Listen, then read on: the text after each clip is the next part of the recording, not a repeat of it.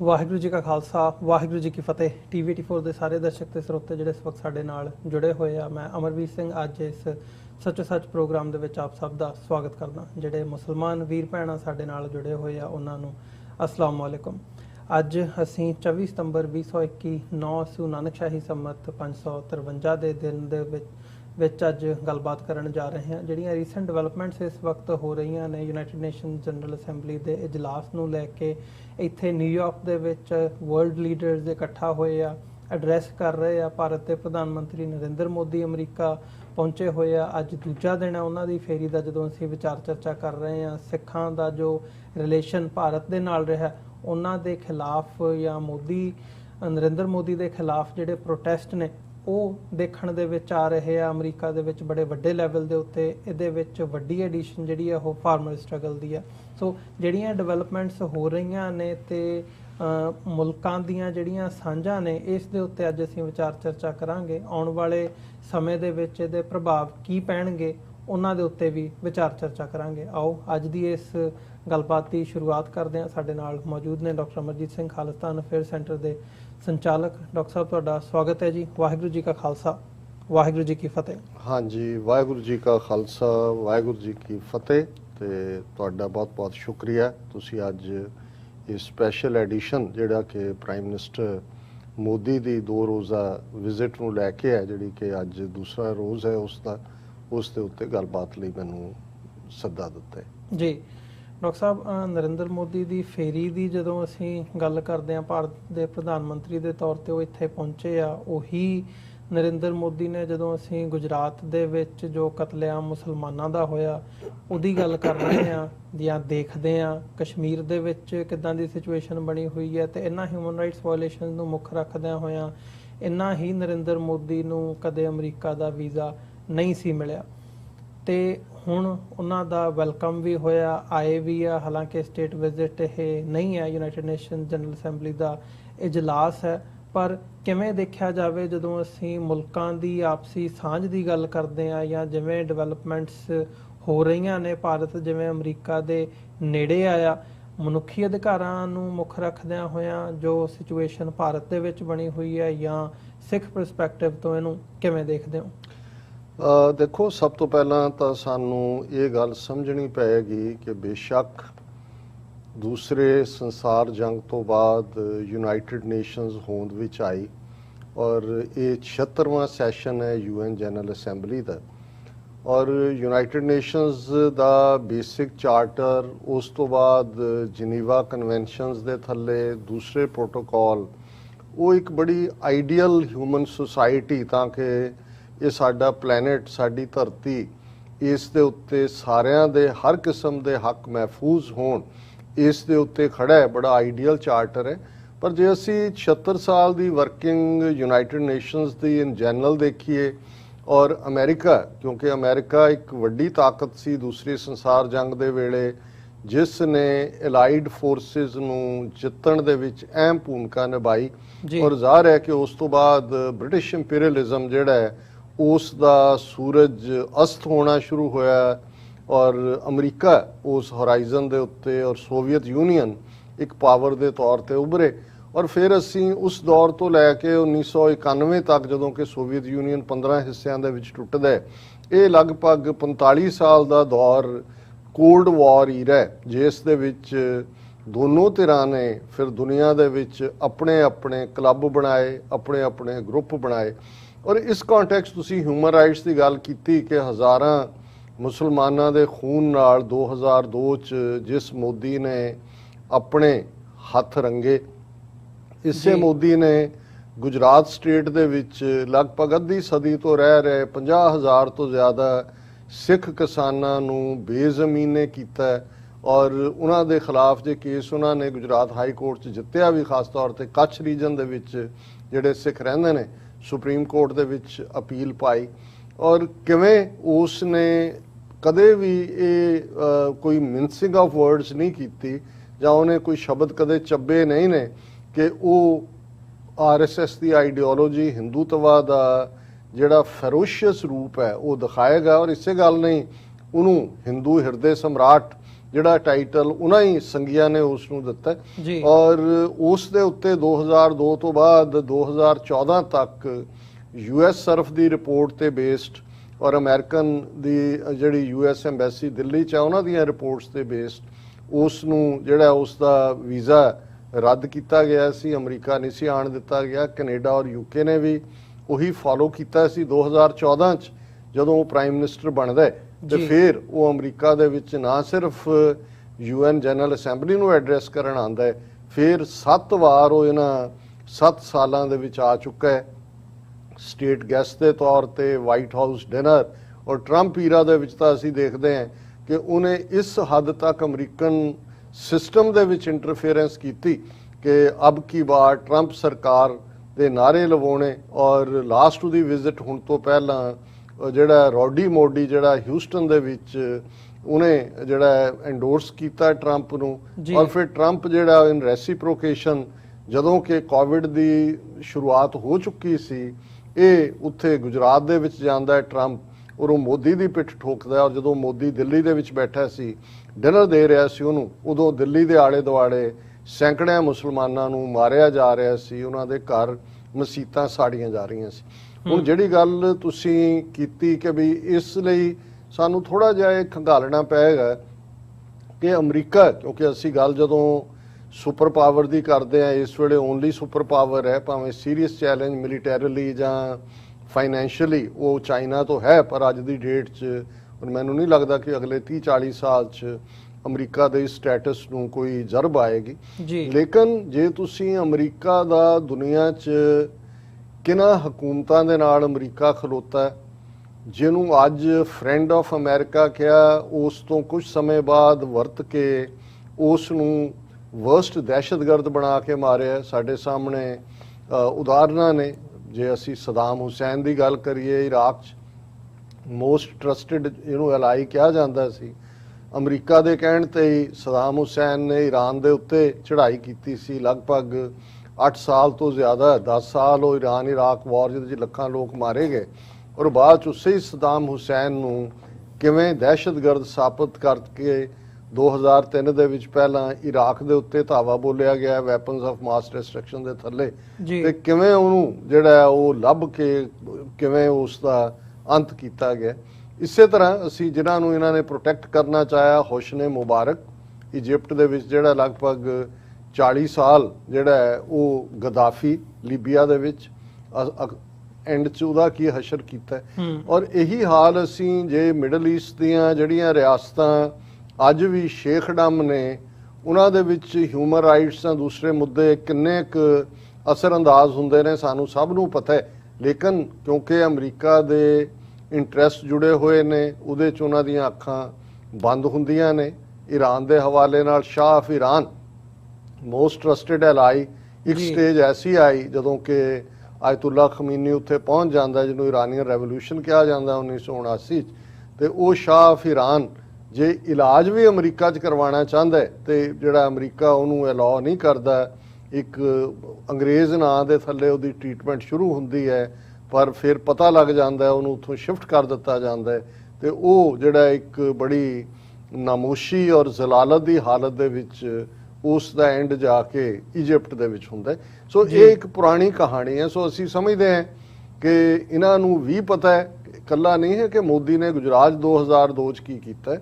ਜੇ 2014 ਤੋਂ ਹੁਣ ਤੱਕ ਦਾ ਰੈਕਡ ਦੇਖੀਏ ਤੇ ਇਸੇ US ਸਰਫ ਨੇ ਜਿਹੜਾ ਉਹਨਾਂ ਦਾ ਸੈਮਾਈ ਗਵਰਨਮੈਂਟ ਜਿਹੜਾ ਉਹ ਬਾਡੀ ਹੈ United States commission on international religious freedom, ਉਹਨਾਂ ਨੇ ਆਪਣੀ ਲੇਟੈਸਟ ਰਿਪੋਰਟ ਦੇ ਵਿੱਚ ਇੰਡੀਆ ਨੂੰ ਕੰਟਰੀ ਆਫ ਕੰਸਰਨ ਦੇ ਲਈ ਰਿਕਮੈਂਡ ਕੀਤਾ ਹੈ। ਹਾਲਾਂਕਿ ਹੋਏਗਾ ਨਹੀਂ ਐਵੇਂ, ਕਿਉਂਕਿ ਬਹੁਤ ਸਾਰੀਆਂ ਪਾਲਿਸੀ ਜਿਹੜੀ ਅਸੀਂ ਗੱਲ ਕਰਾਂਗੇ ਕਿ ਕਿਵੇਂ ਅਮਰੀਕਾ ਦੀ ਟਿਲਟ ਟੁਵਰਡਸ ਇੰਡੀਆ ਹੋਈ, ਅੱਜ ਜਿਹਨੂੰ ਸਟ੍ਰੈਟੇਜਿਕ ਪਾਰਟਨਰ ਕਿਹਾ ਜਾਂਦਾ ਹੈ, ਕਿਸ ਹੱਦ ਤੱਕ ਉਹਨਾਂ ਨੇ ਆਪਣੀਆਂ ਅੱਖਾਂ ਬੰਦ ਕੀਤੀਆਂ ਹੋਈਆਂ ਨੇ। ਔਰ ਇਸ ਸਾਰੇ ਪੀਰੀਅਡ 'ਚ ਕੱਲਾ ਫਾਰਮਰ ਐਜੀਟੇਸ਼ਨ ਜਾਂ ਕਸ਼ਮੀਰ ਦਾ ਮੁੱਦਾ, ਕਿਵੇਂ ਕਸ਼ਮੀਰ ਦੀ ਆਇਨੀ ਜਿਹੜੀ ਆ ਹਾਲਤ ਉਸ ਨੂੰ ਖਤਮ ਕਰ ਦਿੱਤਾ ਗਿਆ ਹੈ, ਉਹਦਾ ਸੂਬੇ ਦੇ ਤੌਰ ਤੇ ਵਜੂਦ ਮਿਟਾ ਦਿੱਤਾ ਗਿਆ। ਔਰ ਕਿਵੇਂ ਅਮਰੀਕਨ ਐਡਮਿਨਿਸਟ੍ਰੇਸ਼ਨ ਨੇ ਸਿਰਫ ਅੱਖਾਂ ਬੰਦ ਹੀ ਨਹੀਂ ਕੀਤੀਆਂ, ਮੋਦੀ ਦੀ ਪਿੱਠ ਠੋਕੀ ਚਲੇ ਗਏ, ਕਿਉਂਕਿ ਉੱਥੇ ਹੋਰ ਇੰਟਰਸਟ ਆ ਜਾਂਦੇ ਨੇ। ਸੋ ਅਸੀਂ ਗੱਲਬਾਤ ਕਰਾਂਗੇ ਕਿ ਮੋਦੀ ਦੀ ਬੇਸ਼ੱਕ ਇਸ ਵਿਜ਼ਿਟ ਵੇਲੇ ਕੋਈ ਉਹਨੂੰ ਜਿਵੇਂ ਤੁਸੀਂ ਕਿਹਾ ਵੀ ਕੋਈ ਸਟੇਟ ਵਿਜ਼ਿਟ ਨਹੀਂ ਹੈ, ਕੋਈ ਰੋਜ਼ਿੰਗ ਵੈਲਕਮ ਵੀ ਨਹੀਂ ਹੈ, ਔਰ ਇਸ ਵੇਲੇ ਮੋਦੀ ਵਿਵਾਦਾਂ ਦੇ ਵਿੱਚ ਅੱਗੇ ਨਾਲੋਂ ਵੀ ਬਹੁਤ ਜ਼ਿਆਦਾ ਘਿਰਿਆ ਹੋਇਆ ਹੈ। ਵਿਦਨ ਇੰਡੀਆ ਵੀ ਉਹਦੀ ਫੂਕ ਨਿਕਲੀ ਹੋਈ ਹੈ, ਕਿਉਂਕਿ ਹਰ ਫਰੰਟ ਦੇ ਉੱਤੇ ਕੋਵਿਡ-19 ਦੇ ਚੱਲਦੇ ਆ ਜੇ ਇੰਡੀਪੈਂਡੈਂਟ ਤੁਸੀਂ ਡੇਟਾ ਦੇਖੋ ਤੇ 40 ਤੋਂ 45 ਲੱਖ ਲੋਕ ਉਹਨਾਂ ਦੀ ਮੌਤ ਹੋਈ ਹੈ ਇਸ ਸਾਰੇ ਪੀਰੀਅਡ ਦੇ ਵਿੱਚ। ਲਾ ਐਂਡ ਆਰਡਰ ਵਰਸਟ ਹਾਲਤ 'ਚ ਹੈ, ਇਕਨੋਮੀ ਜਿਹੜੀ ਆ ਉਹ ਨੋਜ਼ ਡਾਈਵ ਉਹਨੇ ਲਿਆ ਹੈ, ਔਰ ਲੋਕਲ ਜਿਹੜਾ ਡਿਸਕੰਟੈਂਟ ਹੈ, ਸੁਸਾਇਟੀ ਪੋਲਰਾਈਜ਼ਡ ਹੈ, ਮੁੱਢਲੀਆਂ ਲੋੜਾਂ ਮਹਿੰਗਾਈ ਅਸਮਾਨਾਂ ਨੂੰ ਛੂਹ ਰਹੀ ਹੈ, ਔਰ ਅਫਗਾਨਿਸਤਾਨ 'ਚ ਉਹਦੀ ਫੋਰਨ ਪਾਲਿਸੀ ਦਾ ਕਲੈਪਸ, ਚੀਨ ਦੇ ਨਾਲ ਪਿਛਲੇ ਜੂਨ 2020 ਦੇ ਵਿੱਚ ਜਿਸ ਕਿਸਮ ਦਾ ਇਹਨੇ ਆਪਣਾ ਗੁੱਡਾ ਬੰਨਿਆ ਹੋਇਆ ਸੀ ਇੱਕ ਵਿਸ਼ਵ ਗੁਰੂ ਔਰ ਰੀਜਨਲ ਪਾਵਰ ਦਾ। ਸੋ ਇਸ ਵੇਲੇ ਮੋਦੀ ਲੋਐਸਟ ਐਬ ਦੇ ਉੱਤੇ ਹੈ, ਪਰ ਮੈਨੂੰ ਇਹ ਲੱਗਦਾ ਹੈ ਵੀ ਮੋਦੀ ਨੂੰ ਇਹ ਡਿਗਣ ਨਹੀਂ ਦੇਣਗੇ, ਕਿਉਂਕਿ ਇਸ ਕਿਸਮ ਦਾ ਬੰਦਾ ਜਿਹੜਾ ਵਲਨਰੇਬਲ ਹੁੰਦਾ ਹੈ ਔਰ ਜਿਹੜਾ ਇਹਨਾਂ ਨੂੰ ਲੱਗਦਾ ਹੈ ਕਿ ਵੀ ਇਹ ਵਰਤ ਸਕਦੇ ਨੇ ਇਸ ਨੂੰ, ਜੋ ਉਸ ਤੋਂ ਇਸ ਵੇਲੇ ਭਾਰਤ ਦਾ ਰੋਲ ਚੀਨ ਦੇ ਖਿਲਾਫ ਜਾਂ ਈਵਨ ਅਫਗਾਨਿਸਤਾਨ ਦੇ ਹਵਾਲੇ ਨਾਲ ਵੀ ਅਸੀਂ ਦੇਖਦੇ ਹਾਂ। ਜੇ ਮਿਸਟਰ ਐਂਟੋਨੀ ਫੋਰਨ ਰਿਲੇਸ਼ਨਸ ਕਮੇਟੀ ਦੇ ਸਾਹਮਣੇ ਕਹਿੰਦੇ ਨੇ ਕਿ ਫਿਊਚਰ 'ਚ ਅਫਗਾਨਿਸਤਾਨ 'ਚ ਜਿਹੜਾ ਮਿਲਟਰੀ ਬੇਸ ਲੈ ਕੇ ਸਟ੍ਰਾਈਕ ਕਰਨ ਦੇ ਲਈ ਇੰਡੀਆ ਨਾਲ ਗੱਲਬਾਤ ਚੱਲ ਰਹੀ ਹੈ, ਉਹਨਾਂ ਨੇ ਕਿਹਾ ਜੀ ਦੋਹਾ ਔਰ ਦੂਸਰੇ ਤਾਂ ਦੂਰ ਨੇ, ਇਹ ਨੇੜੇ ਨੇ, ਔਰ ਇੰਡੀਅਨ ਫੋਰਨ ਮਿਨਿਸਟਰੀ ਵੀ ਉਸ ਨੂੰ ਖੱਬੇ ਸੱਜੇ ਕਰ ਦਿੰਦੀ ਹੈ, ਡਿਨਾਈ ਨਹੀਂ ਕਰਦੀ। ਸੋ ਅਸੀਂ ਸਮਝਦੇ ਹਾਂ ਕਿ ਵੀ ਇਹ ਇਕੱਲਾ ਇਹੀ ਨਹੀਂ ਹੈ ਕਿ ਇੰਡੀਆ ਨੇ ਆਪਣੇ ਆਪ ਨੂੰ ਜਿਹੜਾ ਚੀਨ ਦੇ ਖਿਲਾਫ ਵਰਤੇ ਜਾਣ ਦੇ ਲਈ ਆਫਰ ਕੀਤਾ ਹੋਇਆ ਹੈ। ਅਫਗਾਨਿਸਤਾਨ ਦੇ ਮਾਮਲੇ ਦੇ ਵਿੱਚ ਵੀ ਉੱਥੇ ਵੀ ਉਹਨਾਂ ਦੀ ਨੀਤੀ ਕਲੈਪਸ ਹੋਈ, ਔਰ ਫਿਊਚਰ 'ਚ ਸਾਡੇ ਉਸ ਖਿੱਤੇ ਨੂੰ, ਕਿਉਂਕਿ ਜਦੋਂ ਅਸੀਂ ਇਹ ਗੱਲ ਕਰਦੇ ਹਾਂ ਅਸੀਂ ਸਿਰਫ ਡਿਸਕਸ਼ਨ ਫਾਰ ਦਾ ਸੇਕ ਆਫ ਡਿਸਕਸ਼ਨ ਨਹੀਂ ਹੈ, ਸਿੱਖ ਨੁਕਤਾ ਨਿਗਾਹ ਸਾਡੇ ਲਈ ਹਮੇਸ਼ਾ ਅਹਿਮ ਹੁੰਦਾ ਹੈ। ਅਸੀਂ ਉਸ ਸਾਊਥ ਏਸ਼ੀਆ ਦੇ ਖਿੱਤੇ 'ਚ ਤੀਸਰੀ ਧਿਰ ਹਾਂ, 1947 ਦੇ ਦੌਰ 'ਚ ਅਸੀਂ ਤੀਸਰੀ ਧਿਰ ਸੀ, ਔਰ ਜਿਹੜੀਆਂ ਡਿਵੈਲਪਮੈਂਟਸ ਅਫਗਾਨਿਸਤਾਨ ਜਾਂ China one belt one road initiative, Pakistan, Kashmir ਇਸ ਹਵਾਲੇ ਨਾਲ ਚੱਲ ਰਹੀਆਂ ਨੇ, ਉਹਨਾਂ ਦਾ ਸਿੱਧੇ ਤੌਰ ਦੇ ਉੱਤੇ ਉਹ ਸਾਡੇ ਤੇ ਅਸਰਅੰਦਾਜ਼ ਹੁੰਦੀਆਂ ਨੇ। ਔਰ ਅਸੀਂ ਵੀ ਇਸ ਸਾਰੀ ਸਿਚੁਏਸ਼ਨ ਨੂੰ, ਜਿੱਥੇ ਡਾਇਸਪੋਰਾ ਸਿੱਖ ਜਿਹੜਾ ਅੱਜ ਜਿਹੜਾ ਹੈ ਉਹ 6 ਮਿਲੀਅਨ ਦੇ ਨੇੜੇ ਤੇੜੇ ਉਹ ਪਹੁੰਚ ਚੁੱਕਾ ਹੈ, ਉਹ ਦੇਖ ਰਿਹਾ ਵੀ ਉਹਨੇ ਕਿਵੇਂ ਆਪਣਾ ਰੋਲ ਅਦਾ ਕਰਨਾ ਹੈ।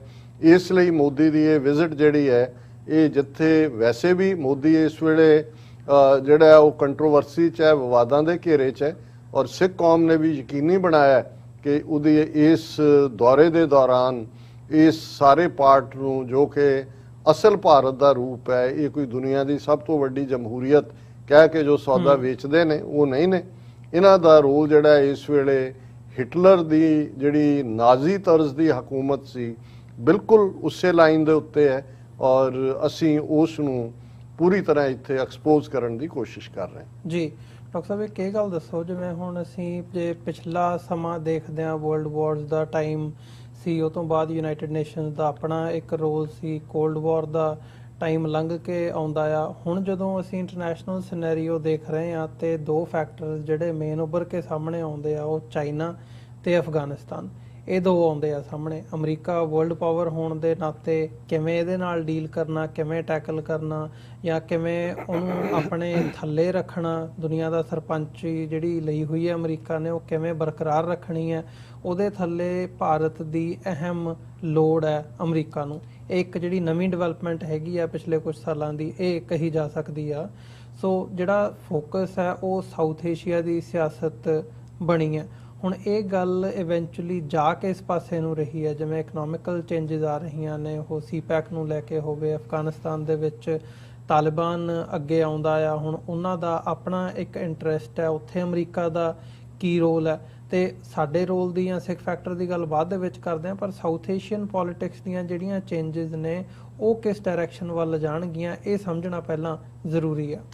ਦੇਖੋ, ਸਭ ਤੋਂ ਪਹਿਲਾਂ ਤਾਂ ਮੈਂ ਟਰੰਪ ਐਡਮਿਨਿਸਟ੍ਰੇਸ਼ਨ ਨੂੰ ਜੇ ਉਹਨਾਂ ਦੀ ਪੋਜ਼ਿਟਿਵਿਟੀ ਦੀ ਗੱਲ ਕਰਾਂ ਤੇ ਪ੍ਰੈਜ਼ੀਡੈਂਟ ਟਰੰਪ ਦਾ ਇਹ ਫੈਸਲਾ, ਉਹ ਇਰਾਕ ਚੋਂ ਫੌਜ ਕੱਢਣਾ ਹੋਏ, ਉਹ ਸੀਰੀਆ ਚੋਂ ਵੀ ਕੱਢਣਾ ਚਾਹੁੰਦਾ ਸੀ, ਜਿਹਦੇ 'ਚ ਉਹ ਸਫਲ ਨਹੀਂ ਹੋਇਆ, ਵਿਰੋਧਤਾ ਹੋਈ, ਔਰ ਹੁਣ ਬਾਈਡਨ ਨੇ ਜਿਹੜੀ ਪੋਜ਼ਿਟਿਵ ਐਲਾਨ ਵਾਲੀ ਗੱਲ ਕੀਤੀ ਹੈ, ਸੀਰੀਆ ਚੋਂ ਵੀ ਅਮਰੀਕਨ ਫੌਜ ਕੱਢਣ ਦੀ ਲਾਈਨ ਹੈ, ਔਰ ਅਫਗਾਨਿਸਤਾਨ 'ਚ ਜਿਹੜੀ ਹੁਣ 20 ਸਾਲ ਹੋ ਗਏ ਨੇ, ਪਰ ਜਦੋਂ ਟਰੰਪ ਨੇ ਲਗਭਗ 2-2.5 ਸਾਲ ਪਹਿਲਾਂ ਤਾਲਿਬਾਨ ਨੂੰ ਗੱਲਬਾਤ ਲਈ ਐਨਗੇਜ ਕੀਤਾ, ਜ਼ਲਮੇ ਖਲੀਲਜ਼ਾਦ ਜਿਹੜੇ ਯੂਨਾਈਟਿਡ ਨੇਸ਼ਨਸ 'ਚ ਵੀ ਅਮਰੀਕਾ ਦੇ ਪ੍ਰਤੀਨਿਧ ਰਹੇ ਔਰ ਉਹ ਖੁਦ ਅਫਗਾਨ ਮੂਲ ਦੇ ਨੇ, ਉਹਨਾਂ ਦੇ ਰਾਹੀਂ ਗੱਲਬਾਤ ਇਨੀਸ਼ੀਏਟ ਕੀਤੀ ਤਾਲਿਬਾਨ ਦੇ ਨਾਲ। ਤੇ ਟਰੰਪ ਇਹ ਸਮਝਦਾ ਸੀ ਕਿ ਭਾਈ ਇਹ ਸਾਡੀਆਂ ਜੰਗਾਂ ਨਹੀਂ ਨੇ, ਇਹ ਸਾਡੇ ਰੀਸੋਰਸਿਸ ਨੂੰ ਵੀ ਖਾ ਰਹੀਆਂ ਨੇ ਔਰ ਸਾਨੂੰ ਡਰੈਗ ਕਰਕੇ ਉਸ ਥਾਂ ਤੇ ਲਿਆ ਕੇ ਖੜਾ ਕੀਤਾ ਹੋਇਆ ਜਿਹਨੂੰ ਐਂਡਲੈਸ ਵਾਰਸ ਕਿਹਾ ਗਿਆ। ਤਾਂ ਅਸੀਂ ਸਮਝਦੇ ਹਾਂ ਕਿ ਬਾਈਡਨ ਐਡਮਿਨਿਸਟ੍ਰੇਸ਼ਨ ਨੇ ਵੀ ਇਹਦੇ ਬਾਵਜੂਦ ਕਿ ਵਿਦਨ ਅਮਰੀਕਾ ਬਹੁਤ ਪ੍ਰੈਸ਼ਰ ਸੀ, ਹਾਲਾਂ ਮਈ ਦੇ ਵਿੱਚ ਜਿਹੜਾ ਇਹਨਾਂ ਦੀ ਫਰਵਰੀ 2020 ਚ ਡੀਲ ਹੁੰਦੀ ਹੈ ਅਮਰੀਕਾ ਔਰ ਤਾਲਿਬਾਨ ਦੀ, ਮਈ ਮਹੀਨੇ ਤੱਕ ਫੌਜਾਂ ਕੱਢਣੀਆਂ ਸੀ। ਉਹਨਾਂ ਨੇ ਇੱਕ ਐਕਸਟੈਂਸ਼ਨ ਮੰਗੀ ਬਾਈਡਨ ਨੇ ਕਿ 31 ਅਗਸਤ ਤੱਕ ਦਿਓ, ਫਿਰ ਚਾਹੁੰਦੇ ਸੀ ਲੇਕਿਨ ਫਿਰ ਤਾਲਿਬਾਨ ਨੇ ਦੇ ਪੁੱਟ देयर ਫੁੱਟ ਡਾਊਨ ਕਿ ਨਹੀਂ ਹੁਣ ਨਹੀਂ, ਔਰ ਉਹਨਾਂ ਨੇ ਯਕੀਨੀ ਬਣਾਇਆ ਵੀ 30 ਅਗਸਤ ਤੱਕ ਉਹਨਾਂ ਨੇ 1,25,000 ਤੋਂ ਜ਼ਿਆਦਾ ਆਪਣੀ ਫੌਜ ਵੀ ਔਰ ਵੱਡੀ ਗਿਣਤੀ ਸਿਵਲੀਅਨ ਵੀ ਜਿਨ੍ਹਾਂ ਨੇ ਇਹਨਾਂ ਦੇ ਨਾਲ ਉੱਥੇ ਕੋਆਪਰੇਟ ਕੀਤਾ ਸੀ ਉਹਨਾਂ ਨੂੰ ਉੱਥੋਂ ਕੱਢਿਆ ਸੇਫਲੀ। ਹੁਣ ਇਹ ਸਿਚੁਏਸ਼ਨ ਤਾਂ ਜੰਗਾਂ ਦੇ ਹਵਾਲੇ ਨਾਲ ਅਸੀਂ ਜੇ ਗੱਲ ਕਰੀਏ, ਦੂਸਰਾ ਪਾਰਟ ਸਾਊਥ ਏਸ਼ੀਆ ਜਾਂ ਸਾਡਾ ਖਿੱਤਾ ਇਸ ਲਈ ਅਹਿਮ ਬਣ ਗਿਆ ਕਿਉਂਕਿ ਰਾਈਜ਼ ਆਫ ਚਾਈਨਾ। ਹਾਲਾਂ ਇੱਕ ਸਟੇਜ ਤੇ ਸੈਕੰਡ ਵਰਲਡ ਵਾਰ ਤੋਂ ਬਾਅਦ ਅਸੀਂ ਦੇਖਦੇ ਹਾਂ ਕਿ ਸਭ ਤੋਂ ਮਾੜੀ ਹਾਲਤ ਦੇ ਵਿੱਚ ਚਾਈਨਾ ਸੀ। ਚਾਈਨਾ ਦਾ ਸਿਸਟਮ ਜਿਹੜੀ ਉੱਥੇ ਐਗਜ਼ਿਸਟਿੰਗ ਚਾਈਨਾ ਦੀ ਹਕੂਮਤ ਸੀ ਚਿਆਂਗ ਕਾਈ ਸ਼ੇਕ ਦੀ, ਉਸ ਦੀ ਕੋਈ ਰਿਟ ਨਹੀਂ ਸੀ, ਕਰਪਟ ਹਕੂਮਤ ਸੀ, ਵੈਸਟ ਉਹਨੂੰ ਹੀ ਰੈਕਗਨਾਈਜ਼ ਕਰਦਾ ਸੀ। ਪਰ ਉਹਦੇ 'ਚ ਅਸੀਂ ਸੈਡ ਪਾਰਟ ਦੇਖਦੇ ਹਾਂ ਕਿ ਈਵਨ ਹਾਲਾਂ ਸੈਕੰਡ ਵਰਲਡ ਵਾਰ 1939 ਸ਼ੁਰੂ ਹੁੰਦਾ ਹੈ ਪਰ 1937 ਦੇ ਵਿੱਚ ਜਾਪਾਨ ਨੇ ਚੀਨ ਦੇ ਉੱਤੇ ਚੜ੍ਹਾਈ ਕੀਤੀ। ਉਹਨਾਂ ਦੀ ਕੈਪੀਟਲ ਉਸ ਜ਼ਮਾਨੇ 'ਚ ਨੈਨਕਿੰਗ ਸੀ। ਜੋ ਕੁਝ ਜਾਪਾਨੀਆਂ ਨੇ ਉੱਥੇ ਜਾ ਕੇ ਕੀਤਾ, ਅੱਜ ਵੀ ਜਦੋਂ ਰੇਪ ਆਫ ਨੈਨਕਿੰਗ ਕਿਹਾ ਜਾਂਦਾ ਹੈ ਕਿ ਲੱਖਾਂ ਦੀ ਗਿਣਤੀ 'ਚ ਚੀਨੀਆਂ ਨੂੰ ਮਾਰਿਆ, ਔਰਤਾਂ ਬੇਪਤ ਕੀਤੀਆਂ, ਉਹਨਾਂ ਦਾ ਜਿਹੜਾ ਮਨਚੂਰੀਆ ਜਿਹੜਾ ਸੀ ਪ੍ਰੋਵਿੰਸ ਉਸ ਤੱਕ ਪਹੁੰਚੇ ਔਰ ਆਲਮੋਸਟ ਚਾਈਨਾ ਨੂੰ ਜਿਹੜਾ ਉਹ ਬਾਲਕਨਾਈਜ਼ ਕੀਤਾ ਹੋਇਆ ਸੀ। ਉਹਨਾਂ ਦਾ ਸ਼ੰਘਾਈ ਸ਼ਹਿਰ ਹੋਏ ਔਰ ਦੂਸਰਾ ਅਸੀਂ ਹਾਂਗਕਾਂਗ ਦਾ ਦੇਖਦੇ ਹਾਂ ਕਿ ਬ੍ਰਿਟਿਸ਼ ਕਾਲੋਨੀ ਸੀ 1997-98 ਤੱਕ। ਔਰ ਉਸ ਪੀਰੀਅਡ ਦੇ ਵਿੱਚ ਜਦੋਂ ਕਿ ਐਗਜ਼ਿਸਟਿੰਗ ਹਕੂਮਤ ਕਰਪਟ ਪੂਰੀ ਤਰ੍ਹਾਂ ਵੈਸਟ ਦੇ ਨਾਲ ਰਲੀ ਹੋਈ ਸੀ ਔਰ ਉਸ ਪੀਰੀਅਡ 'ਚ ਮਾਓ ਜ਼ੇਤੁੰਗ ਜਾਂ ਚੌ ਐਨ ਲਾਈ ਜਾਂ ਜਿਹੜੀ ਆਪਣੇ ਆਪ ਨੂੰ ਨਵੀਂ ਕਮਿਊਨਿਸਟ ਪਾਰਟੀ ਦੇ ਤੌਰ ਤੇ ਉਭਰੀ, ਉਹਨਾਂ ਨੇ ਇੱਕ ਲੰਬੀ ਲੜਾਈ ਲੌਂਗ ਮਾਰਚ ਦੀ ਅਸੀਂ ਗੱਲ ਅਕਸਰ ਕਰਦੇ ਹਾਂ, ਉਹਦੇ ਰਾਹੀਂ ਉਹਨਾਂ ਨੇ ਇੱਕ ਪਾਸੇ ਜਾਪਾਨੀਆਂ ਨੂੰ ਪਿੱਛੇ ਧੱਕਿਆ, ਦੂਸਰੇ ਪਾਸੇ ਉਹਨਾਂ ਨੇ ਚਿਆਂਗ ਕਾਈ ਸ਼ੇਕ ਜਿਹੜਾ ਕਿ ਉਹਨਾਂ ਦਾ ਨੈਸ਼ਨਲ ਟ੍ਰੇਸ਼ਰ ਔਰ ਜਿਵੇਂ ਉੱਥੋਂ ਅਸ਼ਰਫ ਗਨੀ ਹੁਣ ਨੋਟਾਂ ਦਾ ਡਾਲਰਾਂ ਦਾ ਜਹਾਜ਼ ਭਰ ਕੇ ਦੌੜਿਆ, ਇਸੇ ਤਰ੍ਹਾਂ ਚਿਆਂਗ ਕਾਈ ਸ਼ੇਕ ਜਿਹੜਾ ਉਹ ਚੀਨ ਦਾ ਖਜ਼ਾਨਾ ਔਰ ਖਾਸ ਤੌਰ ਤੇ ਉਹਨਾਂ ਦਾ ਆਰਟ ਔਰ ਦੂਸਰਾ ਕਲਚਰਲ ਖਜ਼ਾਨਾ ਲੈ ਕੇ ਫਾਰਮੂਸਾ ਜਾ ਵੜਿਆ ਜਿਹਨੂੰ ਅੱਜ ਤਾਈਵਾਨ ਕਿਹਾ ਜਾਂਦਾ। ਔਰ ਅਸੀਂ ਗੱਲ ਕਰਾਂਗੇ ਕਿ ਇਸ ਵੇਲੇ ਬੋਨ ਆਫ ਕੰਟੈਂਸ਼ਨਸ ਕੀ ਨੇ, ਲੇਕਿਨ ਗ੍ਰੈਜੂਅਲੀ ਜਿਹੜਾ ਮਾਓ ਜ਼ੇਤੁੰਗ ਔਰ ਚਿਆਂਗ ਜਿਹੜਾ ਉਸ ਚੌ ਐਨ ਲਾਈ ਦੇ ਥੱਲੇ ਚਾਈਨਾ ਲਿਬਰੇਟ ਹੋਇਆ, ਉਹਨਾਂ ਨੇ ਫਰੋਮ ਦਾ ਸਕ੍ਰੈਚ ਆਪਣੀ ਜਰਨੀ ਸ਼ੁਰੂ ਕੀਤੀ, ਦੁਨੀਆ ਨਾਲੋਂ ਕੱਟ ਆਫ ਰਹੇ ਔਰ ਇੱਕ ਸਟੇਜ ਆਈ ਕਿ ਜਦੋਂ ਉਹ ਆਪਣੇ ਆਪ ਦੇ ਵਿੱਚ ਜਿਹੜੇ ਉਹਨਾਂ ਨੇ ਅਸਰਟ ਕਰਨਾ ਸ਼ੁਰੂ ਕੀਤਾ, ਅਮਰੀਕਾ ਨੇ ਰਿਅਲਾਈਜ਼ ਕੀਤਾ ਕਿ ਨਹੀਂ ਚੀਨ ਨੂੰ ਤੁਸੀਂ ਬਾਕੀ ਦੁਨੀਆ ਨਾਲੋਂ ਕੱਟ ਆਫ ਕਰਕੇ ਨਹੀਂ ਰੱਖ ਸਕਦੇ। ਔਰ ਫਿਰ ਇਹ ਕਹਾਣੀ ਨੋਨ ਹੈ ਕਿ 60s ਦੇ ਅਖੀਰ 'ਚ ਨਿਕਸਨ ਦੇ ਜ਼ਮਾਨੇ 'ਚ ਹੈਨਰੀ ਕਿਸਿੰਜਰ ਔਰ ਪਾਕਿਸਤਾਨ 'ਚ ਜ਼ੁਲਫਿਕਾਰ ਅਲੀ ਭੁੱਟੋ ਰਾਹੀਂ ਚੀਨ ਦੇ ਨਾਲ ਰਾਬਤਾ ਹੋਇਆ। ਚੀਨ ਨੇ ਜਿਹੜੀਆਂ ਸ਼ਰਤਾਂ ਰੱਖੀਆਂ ਉਹਦੇ 'ਚ ਕੀ ਸੀ, ਇਸ ਗੱਲ ਦਾ ਧਿਆਨ ਰਿਹਾ ਕਿ ਉਦੋਂ ਤੱਕ ਪੀਪਲਜ਼ ਰਿਪਬਲਿਕ ਆਫ ਚਾਈਨਾ ਜਿਹੜਾ ਆਪਣੇ ਆਪ ਨੂੰ ਚਿਆਂਗ ਕਾਈ ਸ਼ੇਕ ਕਹਾਉਂਦਾ ਸੀ, ਉਹ ਯੂਨਾਈਟਿਡ ਜਿਹੜਾ ਨੇਸ਼ਨਸ ਦੀ ਸਿਕਿਉਰਿਟੀ ਕਾਉਂਸਲ ਦਾ ਮੈਂਬਰ ਸੀ। ਸੋ ਚੀਨ ਨੂੰ ਨਾ ਸਿਰਫ ਯੂਨਾਈਟਿਡ ਨੇਸ਼ਨ ਸਿਕਿਉਰਿਟੀ ਕਾਉਂਸਲ ਦਾ ਮੈਂਬਰ ਬਣਾਇਆ ਗਿਆ ਪਰ ਉਹਨੂੰ ਈਵਨ ਜਿਹੜਾ ਅੱਜ ਵੀ ਯੂਐਨ ਦੇ ਜਦੋਂ 194 ਦੇਸ਼ਾਂ ਦੀ ਗੱਲ ਕਰਦੇ ਹਾਂ ਉਹਦੀ ਤਾਈਵਾਨ ਸ਼ਾਮਲ ਨਹੀਂ ਹੈ, ਉਹਨੂੰ ਮੈਂਬਰ ਦੇ ਤੌਰ ਤੇ ਵੀ ਬਾਹਰ ਕੱਢਿਆ ਗਿਆ। ਬਾਕੀ ਵੀ ਚੀਨ ਨੇ ਆਪਣੀਆਂ ਗੱਲਾਂ ਮਨਵਾਈਆਂ ਔਰ ਇਸ ਤਰੀਕੇ ਨਾਲ ਚੀਨ ਜਿਹੜਾ ਮੇਨ ਸਟ੍ਰੀਮ ਵਰਲਡ ਦੇ ਵਿੱਚ ਸ਼ਾਮਲ ਹੋਇਆ। ਹੁਣ ਅਮਰੀਕਾ ਨੂੰ ਸ਼ਾਇਦ ਇਸ ਗੱਲ ਦਾ ਉਦੋਂ ਵੀ ਅਹਿਸਾਸ ਨਹੀਂ ਹੋਏਗਾ ਕਿ ਇੱਕ ਪਾਸੇ ਤਾਂ ਚਾਈਨਾ ਨੇ ਆਪਣੀ ਕਮਿਊਨਿਸਟ ਆਈਡੀਓਲੋਜੀ ਦੇ ਥੱਲੇ ਜਿਹੜੀ ਸੈਂਟਰਲਾਈਜ਼ਡ ਇਕਨੋਮੀ ਜਾਂ ਸੈਂਟਰਲਾਈਜ਼ਡ ਪਾਵਰ ਸੀ ਉਸ ਕਨਸੈਪਟ ਨੂੰ ਵਿਦਨ ਕੰਟਰੀ ਤਾਂ ਉਹਨਾਂ ਨੇ ਰਹਿਣ ਦਿੱਤਾ ਹੈ। ਅੱਜ ਵੀ ਪ੍ਰੈਜ਼ੀਡੈਂਟ ਸ਼ੀ ਜਿਨਪਿੰਗ ਤੈ ਜ਼ਿੰਦਗੀ ਪ੍ਰੈਜ਼ੀਡੈਂਟ ਹੈ, ਕਮਿਊਨਿਸਟ ਪਾਰਟੀ ਸਭ ਤੋਂ ਪਾਵਰਫੁਲ ਹੈ ਔਰ ਜਿਹੜੀ ਉਹਨਾਂ ਦੀ ਪੀਪਲਸ ਲਿਬਰੇਸ਼ਨ ਆਰਮੀ ਹੈ, ਇਨਫੈਕਟ ਇਹ ਉਹਨਾਂ ਦੀ ਆਰਮੀ ਹੈ ਕਮਿਊਨਿਸਟ ਰਜੀਮ ਦੀ, ਜਿਹੜੀ ਕਿ ਪੂਰੀ ਦੀ ਪੂਰੀ ਇਸ ਪਾਸੇ ਹੈ। ਔਰ ਗਲੋਬਲ ਟਾਈਮਸ ਜਿਹੜਾ ਉਹਨਾਂ ਦਾ ਅਖਬਾਰ ਹੈ, ਉਹਨਾਂ ਦਾ ਸਪੋਕਸਪਰਸਨ ਹੈ ਉਹਨਾਂ ਦੇ ਸਾਰੇ ਲਿਹਾਜ਼ ਨਾਲ। ਸੋ ਵਿਦਨ ਕੰਟਰੀ ਉਹਨਾਂ ਨੇ ਉਹੀ ਸਿਸਟਮ ਰੱਖਿਆ ਜੋ ਸੈਂਟਰਲਾਈਜ਼ ਸੀ, ਪਰ ਇਕਨੋਮੀ ਦੇ ਮਾਮਲੇ 'ਚ ਉਹ ਇੰਨੇ ਜਿਹੜਾ ਵਰਲਡ ਟ੍ਰੇਡ ਆਰਗੇਨਾਈਜੇਸ਼ਨ ਔਰ ਦੂਸਰੇ ਜਿਹੜੇ ਸਮਝੌਤੇ ਹੋਏ ਉਹਨਾਂ ਦੇ ਤਹਿਤ ਚੀਨ ਨੇ ਆਪਣੀ ਇਕਨੋਮੀ ਵੀ ਖੋਲ੍ਹੀ, ਦੁਨੀਆ ਨਾਲ ਵੀ ਹੋਇਆ ਔਰ ਇਸ ਹੱਦ ਤੱਕ ਉਹ ਕਾਮਯਾਬ ਰਿਹਾ ਫ੍ਰੀ ਮਾਰਕੀਟ 'ਚ ਆ ਕੇ ਕਿ ਅੱਜ ਜਦੋਂ ਅਸੀਂ ਗੱਲਬਾਤ ਕਰ ਰਹੇ ਹਾਂ, ਅੱਜ ਵੀ $800 ਬਿਲੀਅਨ ਦੇ ਕਰੀਬ ਟ੍ਰੇਡ ਸਰਪਲਸ ਹੈ ਚਾਈਨਾ ਔਰ ਅਮਰੀਕਾ ਦੀ ਟ੍ਰੇਡ ਦੇ ਵਿੱਚ, ਇੰਪੋਰਟ ਐਕਸਪੋਰਟ ਦੇ ਵਿੱਚ ਜੀ। ਸੋ ਇਹ ਜਦੋਂ ਇਸ ਪਾਸੇ ਵੱਲ ਵਧਿਆ ਜਾ ਰਿਹਾ, ਚਾਈਨਾ ਦਾ ਇੱਕ ਆਪਣਾ ਪ੍ਰਾਈਡ ਹੈ, 5-6 ਹਜ਼ਾਰ ਸਾਲ ਦੀ ਉਹਨਾਂ ਦੀ ਚਾਈਨੀਜ਼ ਸਿਵਲਾਈਜੇਸ਼ਨ, ਉਹ ਆਪਣੇ ਆਪ ਨੂੰ ਮਿਡਲ ਕਿੰਗਡਮ ਕਹਿੰਦੇ ਨੇ ਕਿ ਅਸੀਂ ਹੈਵਨ ਔਰ ਅਰਥ ਦੇ ਵਿਚਾਲੇ ਅਸੀਂ ਮਿਡਲ ਕਿੰਗਡਮ ਹੈ। ਸੋ ਉਹਨੇ ਮਿਲੀਟੈਰਲੀ ਵੀ ਅਸਰਟ ਕਰਨਾ ਸ਼ੁਰੂ ਕੀਤਾ, ਆਪਣੀ ਤਾਕਤ ਵਧਾਣੀ, ਪਰ ਉਹਦੀ ਇਕਨੋਮੀ ਦਾ ਇੰਪਰੂਵ ਹੋਣਾ ਹੀ ਨਹੀਂ, ਉਹਨੇ ਫਿਰ ਜਦੋਂ ਪ੍ਰੈਜ਼ੀਡੈਂਟ ਸ਼ੀ ਜਿਨਪਿੰਗ ਨੇ ਜਿਹੜਾ ਉਹਦਾ ਡ੍ਰੀਮ ਪ੍ਰੋਜੈਕਟ ਹੈ ਉਹ ਅਨਫੋਲਡ ਕੀਤਾ, one belt one road initiative, ਕਿ $380 ਬਿਲੀਅਨ ਉਦੋਂ ਸੀ, ਜਦੋਂ ਤੱਕ ਬਣੇਗੀ ਇਹ ਸ਼ਾਇਦ $500-600 ਬਿਲੀਅਨ ਤੇ ਪਹੁੰਚ ਜਾਏ, ਕਿ ਉਹਦੇ ਰਾਹੀਂ ਕਿਵੇਂ ਸਾਰੀ ਦੁਨੀਆ ਤੱਕ ਉਹੀ ਪ੍ਰਾਈਡ ਸਿਲਕ ਰਾਊਟ ਵਾਲਾ। ਪਰ ਇਸ ਬੈਲਟ ਜਾਂ ਰੋਡ ਦਾ ਮਤਲਬ ਨਹੀਂ ਕੱਲੀਆਂ ਸੜਕਾਂ ਕੱਢਣੀਆਂ ਨੇ, ਈਵਨ ਥਰੂ ਸੀ, ਥਰੂ ਦੂਜਾ, ਔਰ ਉਸ ਦੇ ਵਿੱਚ 130 ਤੋਂ ਜ਼ਿਆਦਾ ਮੁਲਕ ਜਿਹੜੇ ਨੇ ਉਹਨਾਂ ਨੇ ਚਾਈਨਾ ਨੂੰ ਜੁਆਇਨ ਕੀਤਾ ਔਰ ਚਾਈਨਾ ਨੇ ਲਿਬਰਲੀ ਉਹਨਾਂ ਨੂੰ ਬੇਸ਼ੱਕ ਉਹ ਲੋਨ ਹੀ ਨੇ, ਲੇਕਿਨ ਉਹਨਾਂ ਨੂੰ ਵੀ ਲੱਗਾ ਵੀ ਸਾਡੀ ਇਕਨੋਮਿਕਲ ਇੰਪਰੂਵਮੈਂਟ ਹੋਏਗੀ। ਔਰ ਪਾਕਿਸਤਾਨ ਦੇ ਨਾਲ ਜਿਹੜੀ ਚਾਈਨਾ ਦੀ ਰਿਲੇਸ਼ਨਸ਼ਿਪ ਬੇਸ਼ੱਕ 1950s ਤੋਂ ਹੀ ਜਿਹੜੀ ਹੈ ਵਾਰਮ ਸੀ, ਲੇਕਿਨ ਇਹਦੇ ਲਈ ਚਾਈਨਾ ਨੂੰ ਕਿਉਂਕਿ ਪਾਣੀਆਂ ਦੇ ਵਿੱਚ ਇੱਕ ਉਹਦੀ ਪ੍ਰੋਬਲਮ ਸੀ ਕਿ ਜਿਹਨੂੰ ਜਿਹੜਾ ਉਹ ਸਟੇਟ ਆਫ ਮਲਾਕਾ ਕਹਿੰਦੇ ਨੇ, ਉਹ ਇੱਕ ਨੈਰੋ ਥਾਂ ਹੈ ਜਿੱਥੋਂ ਚਾਈਨਾ ਨੂੰ ਪਾਣੀਆਂ ਦੇ ਵਿੱਚ ਘੇਰਿਆ ਜਾ ਸਕਦਾ ਸੀ, ਚੋਕ ਕੀਤਾ ਜਾ ਸਕਦਾ ਸੀ।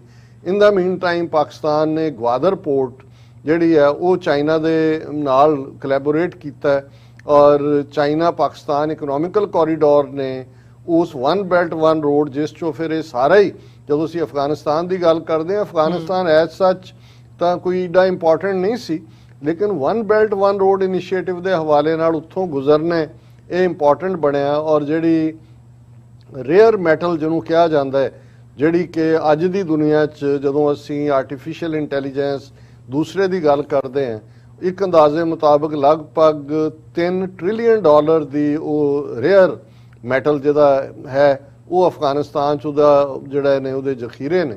ਸੋ ਇਹ ਸਾਰੀਆਂ ਚੀਜ਼ਾਂ ਨੇ ਇੰਪੋਰਟੈਂਟ ਬਣਾਇਆ ਔਰ ਅਸੀਂ ਇਹ ਜਦੋਂ ਅੱਜ ਅਸੀਂ ਗੱਲਬਾਤ ਕਰ ਰਹੇ ਹਾਂ ਔਰ ਮੋਦੀ ਨੇ ਜਿੱਥੇ ਕੁਆਡ ਦੇ ਹਵਾਲੇ ਨਾਲ ਇਹਨਾਂ ਦੀ ਆਸਟ੍ਰੇਲੀਆ ਔਰ ਜਾਪਾਨ ਔਰ ਅਮਰੀਕਾ ਔਰ ਇੰਡੀਆ ਉਹਨਾਂ ਦੀ ਅੱਜ ਵਾਈਟ ਹਾਊਸ 'ਚ ਕਾਨਫਰੰਸ ਹੋਈ ਹੈ, ਲੇਕਿਨ ਕੁਆਡ ਜਿਹੜਾ ਉਹ ਦੇਖੋ ਡਿਵੈਲਪਮੈਂਟਸ ਇੰਨੀ ਤੇਜ਼ੀ ਨਾਲ ਹੋ ਰਹੀਆਂ ਹੈ ਕਿ ਕੁਆਡ ਬੇਸ਼ੱਕ 20 ਸਾਲ ਪਹਿਲਾਂ ਸੀ, ਫਿਰ ਆਸਟ੍ਰੇਲੀਆ ਥੋੜਾ ਬੈਕਆਊਟ ਕੀਤਾ, ਟਰੰਪ ਨੇ ਉਹਦੇ 'ਚ ਥੋੜੇ ਦੰਦ ਦੇਣ ਦੀ ਕੋਸ਼ਿਸ਼ ਕੀਤੀ, ਫਿਰ ਚੀਨ ਨਾਲ ਟੱਕਰ ਤੋਂ ਬਾਅਦ ਇੰਡੀਆ ਨੂੰ ਲੱਗਾ ਵੀ ਸਾਨੂੰ ਆਪਣੀ ਸੇਫਟੀ ਲਈ ਚਾਹੀਦਾ, ਇਹ ਪ੍ਰੋਜੈਕਟ ਕੀਤਾ ਗਿਆ ਕਿ ਭਾਈ ਇਹ ਹੁਣ ਅਸੀਂ ਪਾਵਰਫੁਲ ਅਲਾਇੰਸ ਚੀਨ ਨੂੰ ਘੇਰਾਂਗੇ। ਰੂਸ ਨੇ ਵੀ ਕਿਹਾ ਜੀ ਇਹ ਜਿਹੜਾ ਏਸ਼ੀਅਨ ਨੈਟੋ ਬਣਾਤਾ ਇਹਨਾਂ ਨੇ, ਲੇਕਿਨ ਅਮਰੀਕਾ ਤੁਸੀਂ ਚੇਂਜਸ ਦੇਖੋ ਕਿ ਅਮਰੀਕਾ ਨੂੰ ਲੱਗਾ ਵੀ ਨਹੀਂ। ਔਰ ਇਸ 2 ਸਾਲ ਜਿਹੜੀਆਂ ਡਿਵੈਲਪਮੈਂਟਸ ਹੋਈਆਂ, ਚਾਈਨਾ ਤੋਂ ਇੰਡੀਆ ਨੂੰ ਕੁੱਟ ਪਈ, ਇਹ ਉਹਨੂੰ ਸਸਟੇਨ ਨਹੀਂ ਕਰ ਸਕੇ।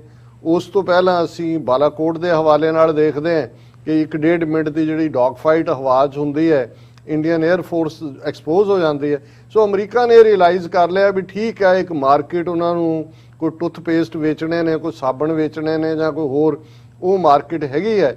ਜਾਂ ਅਫਗਾਨਿਸਤਾਨ ਜਾਂ ਚੀਨ ਨੂੰ ਕੱਲ ਸਟ੍ਰਾਈਕ ਕਰਨ ਦੇ ਲਈ ਜਾਂ ਪਾਣੀਆਂ 'ਚ ਘੇਰਨ ਦੇ ਲਈ ਭਾਰਤ ਕਾਫੀ ਹੈ, ਮਿਲੀਟੈਰਲੀ ਇਹ ਯੂਜ਼ਲੈਸ ਹੈ। ਇਸੇ ਲਈ ਅਸੀਂ ਦੇਖਦੇ ਹਾਂ ਕਿ ਐਨ UN ਇਸ ਸੈਸ਼ਨ ਤੋਂ ਪਹਿਲਾਂ ਜਿਹੜਾ ਔਕਸ ਸਮਝੌਤਾ ਆਸਟ੍ਰੇਲੀਆ ਦੇ ਨਾਲ ਫਰਾਂਸ ਦੀ ਡੀਲ ਕੈਂਸਲ ਕਰਵਾ ਕੇ 44 ਕਿ ਕਿੰਨੇ $66 ਬਿਲੀਅਨ ਦੀ ਉਹ ਅਮਰੀਕਾ ਆਪਣੇ ਉਹਨੂੰ ਵਿੰਗਸ ਥੱਲੇ ਲੈ ਆਂਦਾ। ਔਰ ਇਸ ਵੇਲੇ ਅਮਰੀਕਾ, UK ਔਰ ਆਸਟ੍ਰੇਲੀਆ ਦਾ ਇਹ ਅਲਾਇੰਸ, ਜਦੋਂ ਕਮਲਾ ਹੈਰਿਸ ਨਾਲ ਕੱਲ ਮੁਲਾਕਾਤ ਹੁੰਦੀ ਹੈ ਬਾਈਡਨ ਦੀ, ਇਸ ਦੀ ਮੋਦੀ ਦੀ, ਔਰ ਉਹਨੂੰ ਪੁੱਛਿਆ ਜਾਂਦਾ ਕਮਲਾ ਹੈਰਿਸ ਨੂੰ ਕਿ ਕੀ ਤੁਸੀਂ ਇੰਡੀਆ ਨੂੰ ਔਕਸ ਲਿਆਓਗੇ, ਉਹਨੇ ਕਿਹਾ ਐਬਸੋਲੂਟਲੀ ਨਾਟ। ਸੋ ਜਾਪਾਨ ਨੂੰ ਤਾਂ ਲੋੜ ਹੀ ਨਹੀਂ ਹੈ ਔਕਸ ਚਾਣ ਦੀ, ਕਿਉਂਕਿ ਆਲਰੇਡੀ ਉਹਨਾਂ ਦੇ ਆਈਲੈਂਡ ਦੇ ਉੱਤੇ 50,000 ਤੋਂ ਜ਼ਿਆਦਾ ਅਮਰੀਕੀ ਫੌਜ ਪੱਕੇ ਤੌਰ ਤੇ ਸੈਕੰਡ ਵਰਲਡ ਵਾਰ ਤੋਂ ਬਾਅਦ ਦੀ ਬੈਠੀ ਹੈ, ਜਿਹਦੀ $2 ਬਿਲੀਅਨ ਪਲੱਸ ਉਹਨਾਂ ਦੀਆਂ ਤਨਖਾਹਾਂ ਜਾਪਾਨ ਦਿੰਦਾ ਹੈ। ਸੋ ਇਹ ਰੀਜ਼ਨ ਨੇ, ਇਹਦੇ ਚ ਕੋਈ ਭਾਰਤ ਦੀ ਅਹਿਮੀਅਤ ਮੈਂ ਇਹ ਕਹਿਣਾ ਚਾਹੁੰਦਾ ਵੀ ਜਦੋਂ ਕੁਆਡ ਦੀ ਸ਼ੁਰੂਆਤ ਹੋਈ ਉਦੋਂ ਲੱਗਦਾ ਸੀ ਕਿ ਮਿਲਟਰੀ ਅਲਾਇੰਸ ਬਣ ਗਿਆ, ਪਰ ਭਾਰਤ ਐਕਸਪੋਜ਼ ਹੋਇਆ ਇਸ ਵੇਲੇ, ਅਦਰ ਦੈਨ ਕਿ ਉਹ ਇੱਕ ਲਾਂਚਿੰਗ ਪੈਡ ਅਮਰੀਕਾ ਦਾ ਬਣੇਗਾ, ਇਸ ਤੋਂ ਬਿਯੋਂਡ ਜਿਹੜਾ ਉਹਨਾਂ ਨੂੰ ਉਹਦੇ ਤੋਂ ਤਵੱਕੋ ਨਹੀਂ ਹੈ, ਕਿਉਂਕਿ ਅਮਰੀਕਾ ਇਹ ਤਾਂ ਪਤਾ ਹੈ ਉਹਨਾਂ ਨੂੰ ਕਿ ਵੀ ਉਹ ਸ਼ਾਇਦ ਉਹਨੂੰ one belt one road initiative ਨੂੰ ਰੋਕ ਨਾ ਸਕੇ, ਪਰ ਡਿਲੇ ਤਾਂ ਕਰ ਸਕਦਾ ਜੇ ਤੁਸੀਂ ਵਾਇਲੈਂਸ ਹੁੰਦੀ ਹੈ, ਅਨਸਟੇਬਲ ਅਫਗਾਨਿਸਤਾਨ ਰਹਿੰਦਾ ਹੈ, ਜਿਵੇਂ ਬਲੋਚਿਸਤਾਨ ਪਾਕਿਸਤਾਨ ਦੇ ਵਿੱਚ ਇੰਡੀਅਨ ਏਜੰਸੀਆਂ ਔਰ ਇਹਨਾਂ ਦੀਆਂ ਰਲ ਮਿਲ ਕੇ ਉੱਥੇ ਦਹਿਸ਼ਤਗਰਦੀ ਕਰਦੀਆਂ ਨੇ, ਚੀਨੀ ਇੰਜੀਨੀਅਰ ਮਾਰ ਦਿੱਤੇ ਜਾਂ ਕੋਈ ਹੋਰ ਕਰ ਦਿੱਤਾ। ਸੋ ਡਿਲੇ ਹੈ, ਲੇਕਿਨ ਅਸੀਂ ਸਮਝਦੇ ਹਾਂ ਕਿ ਵੀ ਇਹ ਸਾਡੇ ਲਈ ਫਿਕਰ ਵਾਲੀ ਗੱਲ ਵੀ ਹੈ, ਕਿਉਂਕਿ ਇਹ ਦੋ ਸਾਨਾਂ ਦਾ ਭੇੜ ਹੈ। ਅਸੀਂ ਅਮਰੀਕਾ 'ਚ ਰਹਿੰਦੇ ਹਾਂ, ਸਾਡਾ ਮੁਲਕ ਹੈ, ਸਾਨੂੰ ਚੰਗਾ ਲੱਗਦਾ ਹੈ, ਅਸੀਂ ਅਮਰੀਕਾ ਦੇ ਇੰਟਰਸਟ ਵੀ ਵਾਚ ਕਰਨੇ ਨੇ, ਔਰ ਸਾਨੂੰ ਇਹ ਲੱਗਦਾ ਵੀ ਕਈ ਵਾਰ ਇਹ ਹੁੰਦਾ ਜਿਵੇਂ ਪੈਟ ਬੁਕੈਨਨ, ਬੇਸ਼ੱਕ ਉਹ ਕੰਜ਼ਰਵੇਟਿਵ ਜਿਹੜਾ ਉਹ ਰਾਈਟਰ ਹੈ, ਪਰ ਉਹਨੇ ਕਿਹਾ ਸੀ ਵੀ ਇਹ ਜਿਹੜੀਆਂ ਸਾਡੀਆਂ ਵਾਰਜ਼ ਨਹੀਂ ਨੇ, ਸਾਡਾ ਨੈਸ਼ਨਲ ਇੰਟਰਸਟ ਕੋਈ ਸਿੱਧੇ ਤੌਰ ਤੇ ਸਾਨੂੰ ਇਫੈਕਟ ਨਹੀਂ ਕਰ, ਜਿਹਨੂੰ ਉਹਨੇ ਆਈਲੈਂਡ ਵਾਰਜ਼ ਕਿਹਾ, ਉਹਨੇ ਸੈਕੰਡ ਵਰਲਡ ਵਾਰ ਨਾਲ ਕੰਪੈਰੀਜ਼ਨ ਕੀਤਾ ਕਿ ਭਾਈ ਉਦੋਂ ਵੀ ਅਸੀਂ ਇਸ ਕਿਸਮ ਦੀ ਸਿਚੁਏਸ਼ਨ 'ਚ ਫਸੇ ਕਿ ਬਈ ਜੇ ਉਹਨੇ ਜਿਹੜਾ ਆਪਣੀ ਟੈਰੀਟਰੀ ਜਰਮਨ ਨੇ ਲਈ, ਉਹਨੇ ਕਿਹਾ ਜੀ ਕਿ ਸਾਡੀ ਟੈਰੀਟਰੀ ਇੰਗਲੈਂਡ ਨੇ ਜਿਹੜੀ ਆ ਉਹ ਡਿਕਲੇਅਰ ਕਰਤੀ ਵਾਰ। ਉਹਨੇ ਕਿਹਾ ਵੀ ਇਹ ਨਾ ਹੋਏ ਕਿ ਜਿਸ ਕਿਸਮ ਦਾ ਇਹ ਬਿਲਡਅਪ ਹੋ ਰਿਹਾ ਹੈ, ਕੱਲਾ ਅੱਗੇ ਅਸੀਂ ਸਾਊਥ ਚਾਈਨਾ ਸੀ ਦੇ ਹਵਾਲੇ ਨਾਲ ਗੱਲ ਕਰਦੇ ਸੀ, ਹੁਣ ਸਾਰੇ ਪਾਸੇ ਇਸ ਸਾਰੇ ਔਕਸ ਦੇ ਥੱਲੇ ਤਾਂ ਆਸਟ੍ਰੇਲੀਅਨ ਪਾਣੀਆਂ ਤੋਂ ਲੈ ਕੇ ਇੰਡੋ ਪੈਸੀਫਿਕ ਔਰ ਸਾਊਥ ਚਾਈਨਾ ਸੀ, ਤਾਂ ਉਹਨੇ ਕਿਹਾ ਵੀ ਇਹ ਕਿਤੇ ਵੀ ਕੋਈ ਅਚਾਨਕ ਘਟਨਾ ਐਸਾ ਕੁਝ ਟ੍ਰਿਗਰ ਕਰ ਸਕਦੀ ਹੈ। ਔਰ ਇੱਕ ਗੱਲ ਜਿਹੜੀ ਉਹਨੇ ਕਲੋਜ਼ਿੰਗ ਦੇ ਵਿੱਚ ਕਹੀ ਜਿਹੜੀ ਮੈਨੂੰ ਚੰਗੀ ਲੱਗੀ, ਉਹਨੇ ਕਿਹਾ ਵੀ ਜੇ ਦੁਨੀਆ ਦੀ ਹਿਸਟਰੀ ਦੇਖੀਏ ਤੇ ਐਮਪਾਇਰਸ ਦਾ ਥੱਲਾ ਉਦੋਂ ਲੱਗਦਾ ਹੈ, ਐਮਪਾਇਰਸ ਦਾ ਡਿਕਲਾਈਨ ਉਦੋਂ ਹੁੰਦਾ ਹੈ ਜਦੋਂ ਕਿ ਉਹ ਉਹਨਾਂ ਵਾਰਸ ਦੇ ਵਿੱਚ ਉਲਝਦਾ ਹੈ ਜਿਹੜੀਆਂ ਉਹਨਾਂ ਦੀਆਂ ਨਹੀਂ ਹੁੰਦੀਆਂ। ਸੋ ਇਹ ਇੱਕ ਵੇਲਡ ਵਾਰਨਿੰਗ ਵੀ ਹੈ ਅਮਰੀਕਾ ਨੂੰ ਕਿ ਭਾਈ ਤੁਸੀਂ ਇਸ ਕਿਸਮ ਦਾ ਨਾ ਕੁਝ ਕਰਿਓ ਕਿ ਵੀ ਜਿਹਦੇ ਥੱਲੇ ਤੁਸੀਂ ਫਸ ਜਾਓ। ਔਰ ਆਲਰੇਡੀ ਅਮਰੀਕਾ ਜਿਹਦੀ ਲੈਗੇਸੀ 'ਚ ਵਿਤਨਾਮ ਔਰ ਹੁਣ ਅਫਗਾਨਿਸਤਾਨ ਵੀ 20 ਸਾਲ ਬਾਅਦ ਉੱਥੋਂ ਜਿਹੜਾ ਐਗਜ਼ਿਟ ਹੈ ਕੋਈ ਗ੍ਰੇਸਫੁਲ ਤਾਂ ਨਹੀਂ ਹੈ। ਸੋ ਇਹ ਸਾਰਾ ਹੀ ਫਿਰ ਐਡ ਕਰਦਾ ਹੁੰਦਾ ਹੈ। ਜਦੋਂ ਅਸੀਂ ਕਿਸੇ ਦੇ ਰੋਬ ਦਾਬ ਦੀ ਗੱਲ ਕਰਦੇ ਹਾਂ, ਰੋਬ ਤਾਂ ਤੁਹਾਡਾ ਰੋਬ ਹੀ ਹੁੰਦਾ ਹੈ। ਇੱਕ ਵਾਰੀ ਕੋਈ ਤੁਹਾਡੀਆਂ ਅੱਖਾਂ 'ਚ ਅੱਖਾਂ ਪਾ ਕੇ ਅੱਗੋਂ ਤੂੰ ਕਰਕੇ ਕਹਿ ਦੇ ਤੇ ਉਹ ਫਿਰ ਸਾਰਿਆਂ ਦੇ ਲਈ ਹੁੰਦਾ ਵੀ ਅੱਛਾ ਅੱਛਾ ਅੱਛਾ ਇਹ ਤਾਂ ਐਵੇਂ ਹੀ ਅਸੀਂ ਡਰਦੇ ਰਹੇ ਇਹਦੇ ਤੋਂ। ਸੋ ਅਮਰੀਕਾ ਉਸ ਪਾਸੇ ਵੱਲ ਜਾ ਰਿਹਾ ਜ਼ਰੂਰ ਜੀ। ਡਾਕਟਰ ਸਾਹਿਬ ਇੱਥੇ ਨਾਲ ਹੀ ਨਾਲ ਸਿੱਖ ਫੈਕਟਰ ਦੀ ਗੱਲ ਵੀ ਕਰੀਏ ਇਸੇ ਸੈਗਮੈਂਟ ਦੇ ਵਿੱਚ ਮੈਂ ਚਾਹੂੰਗਾ, ਕਿਉਂਕਿ ਅਮਰੀਕਾ ਦਾ ਜਿਹੜਾ ਰੋਲ ਹੈ ਜਾਂ ਜਿਵੇਂ ਦੀਆਂ ਡਿਵੈਲਪਮੈਂਟਸ ਹੋ ਰਹੀਆਂ ਨੇ ਸਾਊਥ ਏਸ਼ੀਆ ਦੇ ਵਿੱਚ, ਅਸੀਂ ਉਹ ਸਾਰੇ ਦੇ ਵਿੱਚ ਬੈਠੇ ਹਾਂ। ਜਿਹੜੀ ਤੁਸੀਂ ਵਨ ਰੋਡ ਵਨ ਬੈਲਟ ਦੀ ਇਨੀਸ਼ੀਏਟਿਵ ਦੀ ਗੱਲ ਕੀਤੀ ਹੈ, ਹੁਣ ਇੰਡੀਆ ਵੱਲੋਂ ਵੀ ਉਹਦਾ ਰਿਸਪੌਂਸ ਭਾਵੇਂ ਅਮਰੀਕਾ ਦੇ ਕਹਿਣ ਤੇ ਜਾਂ ਅਮਰੀਕਾ ਦੇ ਥਾਪੜੇ ਦੇ ਉੱਤੇ ਕੋਸ਼ਿਸ਼ ਕੀਤੀ ਜਾ ਰਹੀ ਹੈ, ਉਹਨੂੰ ਉਹ ਬਿਜ਼ਨਸ ਵਾਈਜ਼ ਵੀ ਟੈਕਲ ਕਰਨ ਦੀ ਕੋਸ਼ਿਸ਼ ਕਰ ਰਹੇ ਆ। ਉੱਥੇ ਵੀ ਰੋਡਸ ਤੇ ਉੱਦਾਂ ਦਾ ਇਨਫਰਾਸਟ੍ਰਕਚਰ ਡਿਵੈਲਪ ਕਰਨ ਦੀ ਜਿਹੜੀ ਲਾਈਨ ਹੈ ਉਹ ਸਾਹਮਣੇ ਆ ਰਹੀ ਹੈ। ਸੋ ਪੰਜਾਬ ਉੱਥੇ ਵਿਚਾਲੇ ਬੈਠਾ ਆ ਤੇ ਹਮੇਸ਼ਾ ਇਹ ਗੱਲ ਭਾਵੇਂ ਉਹ ਪੰਜਾਬ ਦੀ ਸਿਆਸਤ ਦੇ ਵਿੱਚੋਂ ਉੱਭਰ ਕੇ ਸਾਹਮਣੇ ਆਉਂਦੀ ਹੋਵੇ ਜਾਂ ਡਾਇਸਪੋਰਾ ਦੇ ਵਿੱਚੋਂ ਹੋਵੇ, ਗੱਲ ਕਹੀ ਜਾਂਦੀ ਹੈ ਵੀ ਜਿੰਨੀ ਦੇਰ ਤੱਕ ਪੰਜਾਬ ਆਜ਼ਾਦ ਇੰਡੀਪੈਂਡੈਂਟ ਸਟੇਟ ਦੇ ਤੌਰ ਤੇ ਐਸਟੈਬਲਿਸ਼ ਨਹੀਂ ਹੁੰਦਾ, ਸਾਊਥ ਏਸ਼ੀਆ ਦੇ ਵਿੱਚ ਜਿਹੜੀ ਸ਼ਾਂਤੀ ਹੈ, ਅਮਨ ਹੈ, ਉੱਥੇ ਬਹਾਲ ਨਹੀਂ ਕੀਤਾ ਜਾ ਸਕਦਾ। ਸੋ ਇੱਥੇ ਸਾਡਾ ਰੋਲ ਕੀ ਬਣਦਾ, ਸਾਡੇ ਰੋਲ ਕੀ ਬਣਦਾ? ਇਹਦੇ ਨਾਲ ਨਾਲ ਇੱਕ ਹੋਰ ਵੱਡਾ ਕੁਐਸਚਨ ਉੱਭਰ ਕੇ ਸਾਹਮਣੇ ਆਉਂਦਾ ਵੀ ਸਾਡਾ ਫਿਊਚਰ ਲਾਏ ਕਿੱਥੇ ਕਰਦਾ। ਅੱਜ ਤੋਂ ਜਦੋਂ ਅਸੀਂ 84 ਵਾਪਰਦਾ ਉਦੋਂ ਅਮਰੀਕਾ ਦੇ ਵਿੱਚ ਦੇਖਦੇ ਹਾਂ ਇੱਥੇ ਬੜੇ ਵੱਡੇ ਲੈਵਲ ਦੇ ਉੱਤੇ ਲੌਬਿੰਗ ਹੁੰਦੀ ਹੈ ਕਾਂਗਰਸ ਦੇ ਵਿੱਚ, ਅਦਰਵਾਈਜ਼ ਭਾਰਤ ਦੇ ਖਿਲਾਫ। ਪਰ ਹੁਣ ਇਹਨਾਂ ਸਾਲਾਂ ਦੇ ਵਿੱਚ ਸਮਾਂ ਬਦਲ ਗਿਆ, ਅਮਰੀਕਾ ਭਾਰਤ ਦੇ ਇੰਨਾ ਕੁ ਕਲੋਜ਼ ਆ ਗਿਆ ਕਿ ਅਮਰੀਕਾ ਤੋਂ ਹੁਣ ਆਸ ਰੱਖਣੀ ਕਿ ਸਿੱਖਾਂ ਦਾ ਇੰਡੀਪੈਂਡੈਂਟ ਸਟੇਟ ਦੇ ਤੌਰ ਦੇ ਉੱਤੇ ਕੋਈ ਅਮਰੀਕਾ ਉਹਦੇ 'ਚ ਕੋਈ ਰੋਲ ਪਲੇ ਕਰ ਸਕਦਾ, ਉਹ ਇਸ ਵਕਤ ਨਹੀਂ ਦੇਖਣ ਨੂੰ ਮਿਲ ਰਿਹਾ। ਸੋ ਸਾਡਾ ਫਿਊਚਰ ਲਾਏ ਕਿੱਥੇ ਕਰਦਾ ਜਿੱਥੇ ਨਾਲ ਸਾਡੇ ਰੋਲ ਦੀ ਗੱਲ ਹੈ ਸਾਊਥ ਏਸ਼ੀਆ ਦੇ ਵਿੱਚ? ਦੇਖੋ, ਵੈਸੇ ਅੱਜ ਜਦੋਂ ਅਸੀਂ ਭਾਰਤੀ ਕਬਜ਼ੇ ਵਾਲੇ ਪੰਜਾਬ ਦੀ ਗੱਲ ਕਰਦੇ ਹਾਂ ਤੇ ਅਸੀਂ 2.5 ਦਰਿਆਵਾਂ ਵਾਲੇ ਪੰਜਾਬ ਦੀ ਗੱਲ ਕਰ ਰਹੇ ਹਾਂ। ਜਦੋਂ ਇਹ ਲਫ਼ਜ਼ ਕੋਇਨ ਹੋਇਆ ਸੀ ਪੰਜਾਬ 5 ਵਾਟਰਸ, ਤੇ ਅਸੀਂ ਦਰਿਆਏ ਸਿੰਧ ਦੇ ਉਰਾਰ ਤੋਂ ਲੈ ਕੇ ਸਤਲੁਜ ਦੇ ਕੰਢੇ ਤੱਕ, ਸਤਲੁਜ, ਬਿਆਸ, ਰਾਵੀ, ਝਨਾ, ਜੇਹਲਮ, ਇਸ ਧਰਤੀ ਦੀ ਗੱਲ ਕਰਦੇ। ਔਰ ਜੇ ਅੱਜ ਤਾਂ ਅਸੀਂ ਗਲੋਬਲ ਕੰਟੈਕਸਟ 'ਚ ਗੱਲ ਕਰ ਰਹੇ ਹਾਂ, ਪਰ ਜੇ ਅਸੀਂ ਸਬ ਕੰਟੀਨੈਂਟ ਦੇ ਕੰਟੈਕਸਟ ਵੀ ਗੱਲ ਕਰੀਏ ਤੇ ਹਜ਼ਾਰਾਂ ਸਾਲਾਂ ਤੋਂ ਪੰਜਾਬ ਦੀ ਧਰਤੀ ਨਾ ਸਿਰਫ ਦਰਾ ਖੈਬਰ ਪਾਰ ਤੋਂ ਆਉਣ ਵਾਲੇ ਹਮਲਾਵਰ, ਉਹ ਤੁਸੀਂ ਅਲੈਗਜ਼ੈਂਡਰ ਦੇ ਜ਼ਮਾਨੇ ਜਾਂ ਅੱਡ ਟਰਾਈਬਸ ਤੋਂ ਲੈ ਕੇ ਲੇਟੈਸਟ ਜਿਹੜਾ ਹੈ ਉਹ ਨਾਦਰ ਸ਼ਾਹ, ਅਹਿਮਦ ਸ਼ਾਹ ਅਬਦਾਲੀ, ਉਹਨਾਂ ਦੀ ਗੱਲ ਕਰੋ, ਸਿਰਫ ਅੰਗਰੇਜ਼ ਸਮੁੰਦਰ ਰਾਹੀਂ ਆਏ ਨੇ। ਤੇ ਇੱਕ ਗੱਲ ਦਾ ਧਿਆਨ ਰਹੇ ਕਿ ਪੰਜਾਬ ਨੇ ਹੀ ਫਿਊਚਰ ਡਿਸਾਈਡ ਕੀਤਾ ਕਿ ਦਿੱਲੀ ਦੇ ਤਖਤ ਤੇ ਕੌਣ ਬੈਠੇਗਾ। ਔਰ ਇਹੀ ਕਾਰਨ ਸੀ ਕਿ ਜਦੋਂ ਦਿੱਲੀ ਵਾਲੇ ਆਪਣੇ ਸੂਬੇਦਾਰ ਅੱਡ ਜਦੋਂ ਮੁਗਲਿਆ ਭਾਰਤ ਦੇ ਵੇਲੇ ਵੀ ਸੀ, ਪੰਜਾਬ ਦੇ ਵਿੱਚ ਲਾਹੌਰ ਔਰ ਸਰਹੰਦ ਜਿਹੜੇ ਪ੍ਰੋਵਿੰਸ ਸੀ ਉਹ ਆਪਣੇ ਮੋਸਟ ਟਰਸਟਡ ਸੂਬੇਦਾਰ ਲਾਉਂਦੇ ਸੀ, ਕਿਉਂਕਿ ਪੰਜਾਬ ਨੇ ਡਿਸਾਈਡ ਕਰਨਾ ਹੁੰਦਾ ਸੀ ਕਿ ਰਾਜ ਕਿਹਦੇ ਕੋਲ ਹੋਏਗਾ। ਔਰ ਇਹੀ ਗੱਲ ਜਦੋਂ ਅਸੀਂ ਪੋਸਟ 47, ਭਾਵੇਂ ਅਸੀਂ 2.5 ਦਰਿਆਵਾਂ ਦੀ ਧਰਤੀ ਦੇ ਵਾਰਿਸ ਹਾਂ, ਪਰ ਇੱਕ ਗੱਲ ਦਾ ਧਿਆਨ ਰਹੇ ਕਿ ਇਸ ਗੱਲ ਨੂੰ ਦਿੱਲੀ ਦੇ ਹਾਕਮਾਂ ਨੇ ਯਕੀਨੀ ਬਣਾਇਆ, ਕਿਉਂਕਿ ਜਦੋਂ ਅਸੀਂ ਇਹ 2.5 ਦਰਿਆਵਾਂ ਦੇ ਪੰਜਾਬ ਦੀ ਗੱਲ ਕਰਦੇ ਤੇ ਸਿੱਖ ਹੀ ਜਿਹੜੇ ਨੇ ਇਸ ਦੇ ਵਾਰਿਸ ਨੇ, ਸਿੱਖ ਹੀ ਇਹਦੇ ਫਿਊਚਰ ਨੂੰ ਡਰਾਈਵ ਕਰਦੇ ਨੇ। ਤੇ ਅੱਡ ਅਸੀਂ ਐਜੀਟੇਸ਼ਨਾਂ ਦੀ ਗੱਲ ਤਾਂ ਕਰਦੇ ਹਾਂ, ਔਰ ਮੈਂ ਉਹਦੀ ਡਿਟੇਲ 'ਚ ਨਹੀਂ ਜਾਵਾਂਗਾ। ਐਮਰਜੈਂਸੀ ਇੱਕ ਐਸਾ ਮੌਕਾ ਸੀ ਜਦੋਂ ਕਿ ਸਾਰਾ ਭਾਰਤ ਸੁਸਰੀ ਦੀ ਤਰ੍ਹਾਂ ਸੌਂ ਗਿਆ, ਸਿੱਖ ਖਲੋਤੇ, ਐਮਰਜੈਂਸੀ ਦੇ ਖਿਲਾਫ ਮੋਰਚਾ ਲਾਇਆ ਔਰ 40,000 ਤੋਂ ਜ਼ਿਆਦਾ ਸਿੱਖਾਂ ਨੇ ਗ੍ਰਿਫਤਾਰੀ ਦਿੱਤੀ। ਲਗਭਗ 22 ਮਹੀਨੇ ਬਾਅਦ ਐਮਰਜੈਂਸੀ ਤੋੜਨੀ ਪਈ। ਮੈਂ ਇਹ ਜ਼ਿਕਰ ਇਸ ਲਈ ਕਰ ਰਿਹਾ ਕਿ ਅੱਜ ਜਦੋਂ ਅਸੀਂ ਇਹ ਗੱਲਬਾਤ ਕਰ ਰਹੇ ਹਾਂ, ਪੰਜਾਬ ਦੇ ਸਾਬਕਾ ਗਵਰਨਰ BD ਪਾਂਡੇ, ਜਿਹੜਾ ਕਿ ਅਕਤੂਬਰ 1983 ਤੋਂ ਜਿਹੜਾ 27 ਜੂਨ 1984 ਤੱਕ ਲਗਭਗ 8 ਮਹੀਨੇ ਪੰਜਾਬ ਦਾ ਗਵਰਨਰ ਰਿਹਾ, ਜਿਹਦੇ ਪੀਰੀਅਡ ਦੇ ਵਿੱਚ ਦਰਬਾਰ ਸਾਹਿਬ ਤੇ ਹਮਲਾ ਹੋਇਆ, ਸਿੱਖ ਨਸਲਕੁਸ਼ੀ ਦੀ ਸ਼ੁਰੂਆਤ ਹੋਈ। ਅੱਜ ਹੀ ਉਹ 92 ਸਾਲ ਦੀ ਉਮਰ ਭੋਗ ਕੇ ਉਹਦੀ ਡੈਥ ਹੋਈ ਔਰ ਉਹਦੀ ਡਾਟਰ ਨੇ ਉਸ ਦੇ ਮੈਮੋਇਰਸ ਦੇ ਉੱਤੇ ਬੇਸ ਜਿਹੜੀ ਕਿਤਾਬ ਉਹ ਅੱਜ ਜਿਹੜੀ ਹੈ ਉਹ ਪਬਲਿਸ਼ ਹੋਈ ਹੈ। ਔਰ ਉਹਦੇ 'ਚ ਉਹਨੇ ਇਨ ਦਾ ਸਰਵਿਸ ਆਫ ਫ੍ਰੀ ਇੰਡੀਆ, ਇਹ ਕਿਤਾਬ ਦਾ ਨਾਮ ਹੈ। ਔਰ ਉਹਦੇ 'ਚ ਪਾਂਡੇ ਨੇ ਕਿਹਾ ਸੀ ਕਿ ਵੀ ਇਹ ਮੇਰੀ ਡੈਥ ਤੋਂ 5 ਸਾਲ ਬਾਅਦ ਜਿਹੜਾ ਇਹ ਛਾਪਣਾ, ਉਹਦੇ ਮੈਮੋਇਰਸ ਨੇ, ਹਾਲਾਂਕਿ ਉਹਨੇ 10 ਸਾਲ ਬਾਅਦ ਛਾਪੀ ਹੈ। ਲੇਕਿਨ ਇਹਦੇ 'ਚ ਇੱਕ ਗੱਲ ਕਿਉਂਕਿ ਇਸ ਕੰਟੈਕਸਟ ਦੇ ਵਿੱਚ ਬੜੀ ਰੈਲੇਵੈਂਟ ਹੈ ਤੇ ਕਿ ਉਹਨੇ ਕਿਹਾ ਕਿ ਵੀ ਮੈਂ ਜਦੋਂ ਅਕਤੂਬਰ ਮਹੀਨੇ ਦੇ ਵਿੱਚ, ਅਕਤੂਬਰ 1983 'ਚ ਮੈਨੂੰ ਗਵਰਨਰ ਲਾਇਆ ਗਿਆ, ਇੰਦਰਾ ਗਾਂਧੀ ਨੇ ਮੈਨੂੰ ਸੱਦਿਆ ਔਰ ਗੱਲਬਾਤ ਦੇ ਵੇਲੇ ਉਹਨੇ ਇਹ ਕਿਹਾ ਕਿ ਭਾਈ ਇਹ ਟਫ ਲਾਈਨ ਜਿਹੜੀ ਹੈ ਸਾਨੂੰ ਲੈਣੀ ਪਏਗੀ। ਤਾਂ ਕਹਿੰਦੇ ਮੈਂ ਇੱਕ ਸੁਣਵੱਟਾ ਹੋ ਕੇ ਸੁਣ ਰਿਹਾ ਸੀ, ਕਿਉਂਕਿ ਪੰਜਾਬ ਦੇ ਵਿੱਚ ਐਸਾ ਕੁਝ ਨਹੀਂ ਸੀ ਜਿਹਦੇ ਥੱਲੇ ਸਖਤ ਮੇਸ਼ਰਸ ਦੀ ਗੱਲ ਹੋਏ। ਔਰ ਫਿਰ ਇਹ ਪਾਂਡੇ ਕਹਿ ਰਿਹਾ ਕਿ ਵੀ ਸਿੱਖਾਂ ਦੇ ਨਾਲ ਜ਼ਿਆਦਤੀ ਹੋਈ। ਉਹਨੇ ਕਿਹਾ ਵੀ ਇੰਦਰਾ ਗਾਂਧੀ ਜਿਹੜੀ ਕਿ ਬੜੀ ਹੰਕਾਰੀ ਹੋਈ ਔਰ ਤਾਕਤ ਦੀ ਅੰਨੀ ਸੀ, ਉਹਨੂੰ ਇਹ ਨਜ਼ਰ ਆਇਆ ਵੀ ਮੇਰੇ ਸਾਹਮਣੇ ਜੇ ਭਾਰਤ ਦੇ ਵਿੱਚ ਕੋਈ ਅੜਿਆ ਤੇ ਅਕਾਲੀ ਅੜੇ ਨੇ।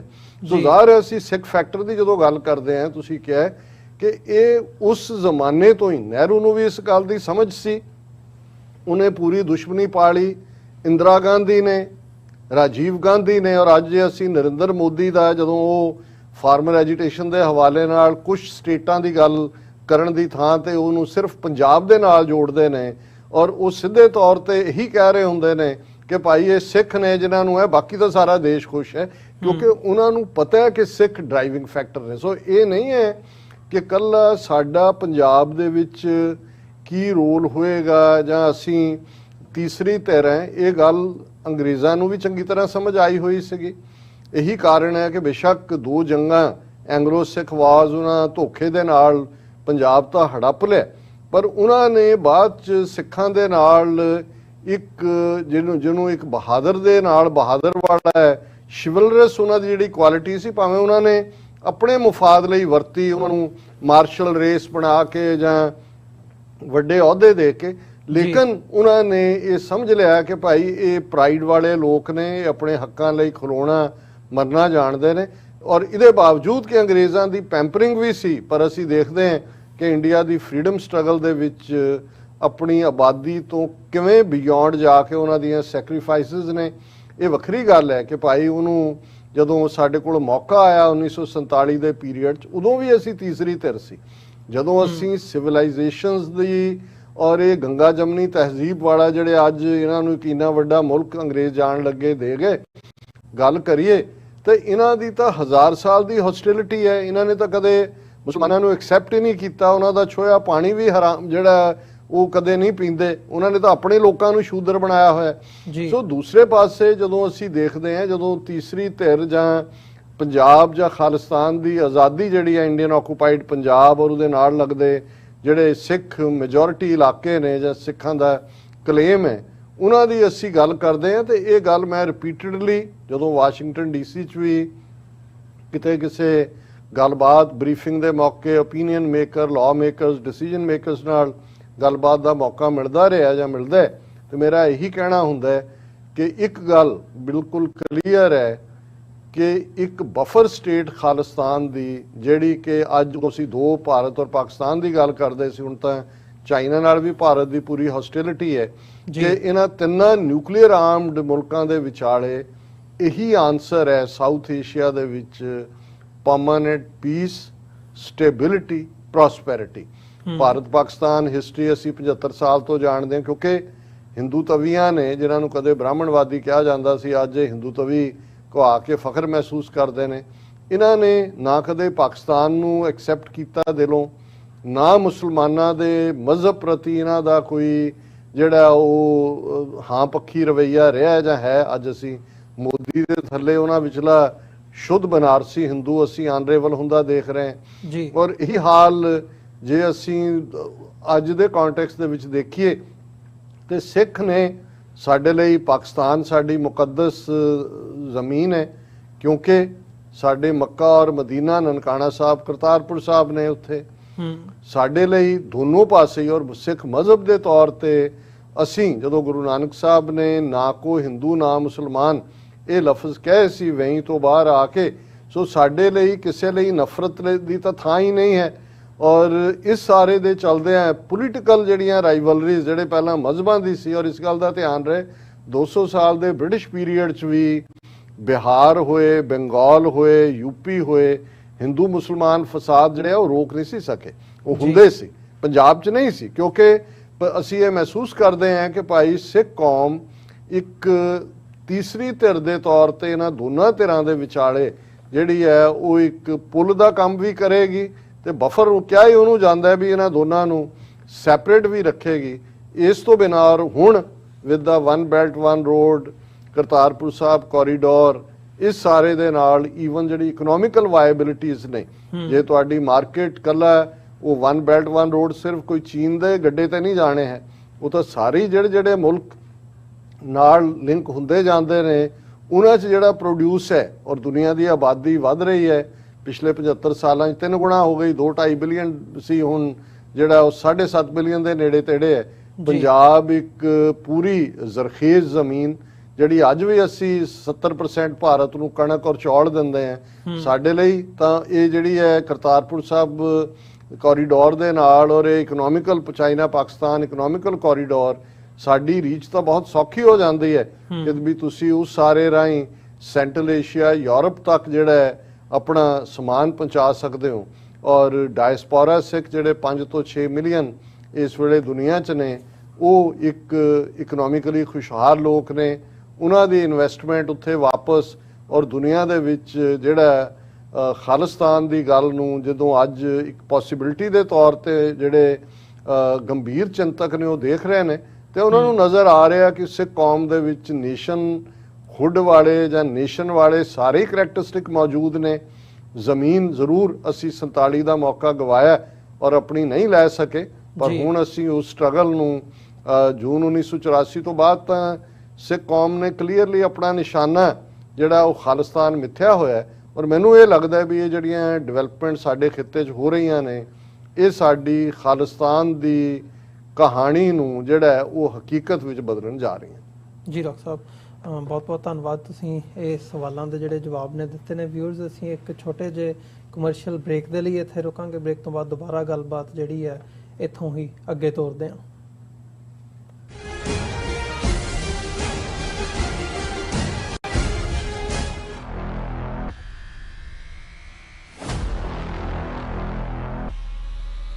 ਭਾਜਪਾ ਦੀ ਕੇਂਦਰ ਸਰਕਾਰ ਵੱਲੋਂ ਬਣਾਏ ਗਏ ਖੇਤੀ ਕਾਨੂੰਨਾਂ ਵਿਰੁੱਧ ਭਾਰਤ ਦੀ ਰਾਜਧਾਨੀ ਦਿੱਲੀ ਦੀਆਂ ਸਰਹੱਦਾਂ ਤੇ ਪਿਛਲੇ 10 ਮਹੀਨਿਆਂ ਤੋਂ ਚੱਲਦੇ ਆ ਰਹੇ ਕਿਸਾਨ ਅੰਦੋਲਨ ਨੇ ਦੁਨੀਆ ਦੇ ਇਤਿਹਾਸ ਵਿੱਚ ਅਹਿਮ ਦਰਜਾ ਹਾਸਲ ਕੀਤਾ ਹੈ। ਇਸ ਅੰਦੋਲਨ ਨੂੰ ਇਹ ਦਰਜਾ ਐਵੇਂ ਹਾਸਲ ਨਹੀਂ ਹੋਇਆ। ਪੰਜਾਬ ਦੀ ਅਗਵਾਈ, ਇਸ ਖਿੱਤੇ ਦੀ ਵਿਸ਼ੇਸ਼ ਵਿਚਾਰਧਾਰਾ, ਇਤਿਹਾਸ ਅਤੇ ਸੱਭਿਆਚਾਰ ਇਸ ਅੰਦੋਲਨ ਦੀ ਵੱਡੀ ਸ਼ਕਤੀ ਬਣੇ। 600 ਤੋਂ ਵੱਧ ਕਿਸਾਨਾਂ ਮਜ਼ਦੂਰਾਂ ਨੇ ਆਪਣੀਆਂ ਜਾਨਾਂ ਇਸ ਅੰਦੋਲਨ 'ਚ ਕੁਰਬਾਨ ਕੀਤੀਆਂ। ਹਜ਼ਾਰਾਂ ਕਰੋੜ ਰੁਪਏ ਕੀਮਤੀ ਸਮਾਂ ਅਤੇ ਸ਼ਕਤੀ ਇਸ ਅੰਦੋਲਨ ਦੀ ਭੇਟ ਚੜਿਆ, ਤਾਂ ਜਾ ਕੇ ਇਸ ਅੰਦੋਲਨ ਨੂੰ ਵਿਸ਼ਵ ਦੇ ਇਤਿਹਾਸ ਵਿੱਚ ਵਿਸ਼ੇਸ਼ ਪਛਾਣ ਮਿਲੀ ਹੈ। ਅੰਦੋਲਨ 'ਚ ਜਾਨਾਂ ਵਾਰਨ ਵਾਲੇ ਕਿਸਾਨਾਂ ਦੇ ਜੀਵਨ ਬਾਰੇ voice of Khalsa production group ਵੱਲੋਂ ਇੱਕ ਲੜੀਵਾਰ ਪ੍ਰੋਗਰਾਮ ਕਿਸਾਨ ਯੋਧਿਆਂ ਦੀ ਦਾਸਤਾਨ ਦੇਖੋ ਬੁੱਧਵਾਰ ਸ਼ਾਮ 7:30 ਵਜੇ। ਇਹ ਪ੍ਰੋਗਰਾਮ ਵੇਖਣ ਲਈ ਤੁਸੀਂ voice of Khalsa news Facebook page ਤੇ voice of Khalsa TV YouTube ਦੇ ਨਾਲ ਜੁੜੇ ਰਹਿਣਾ।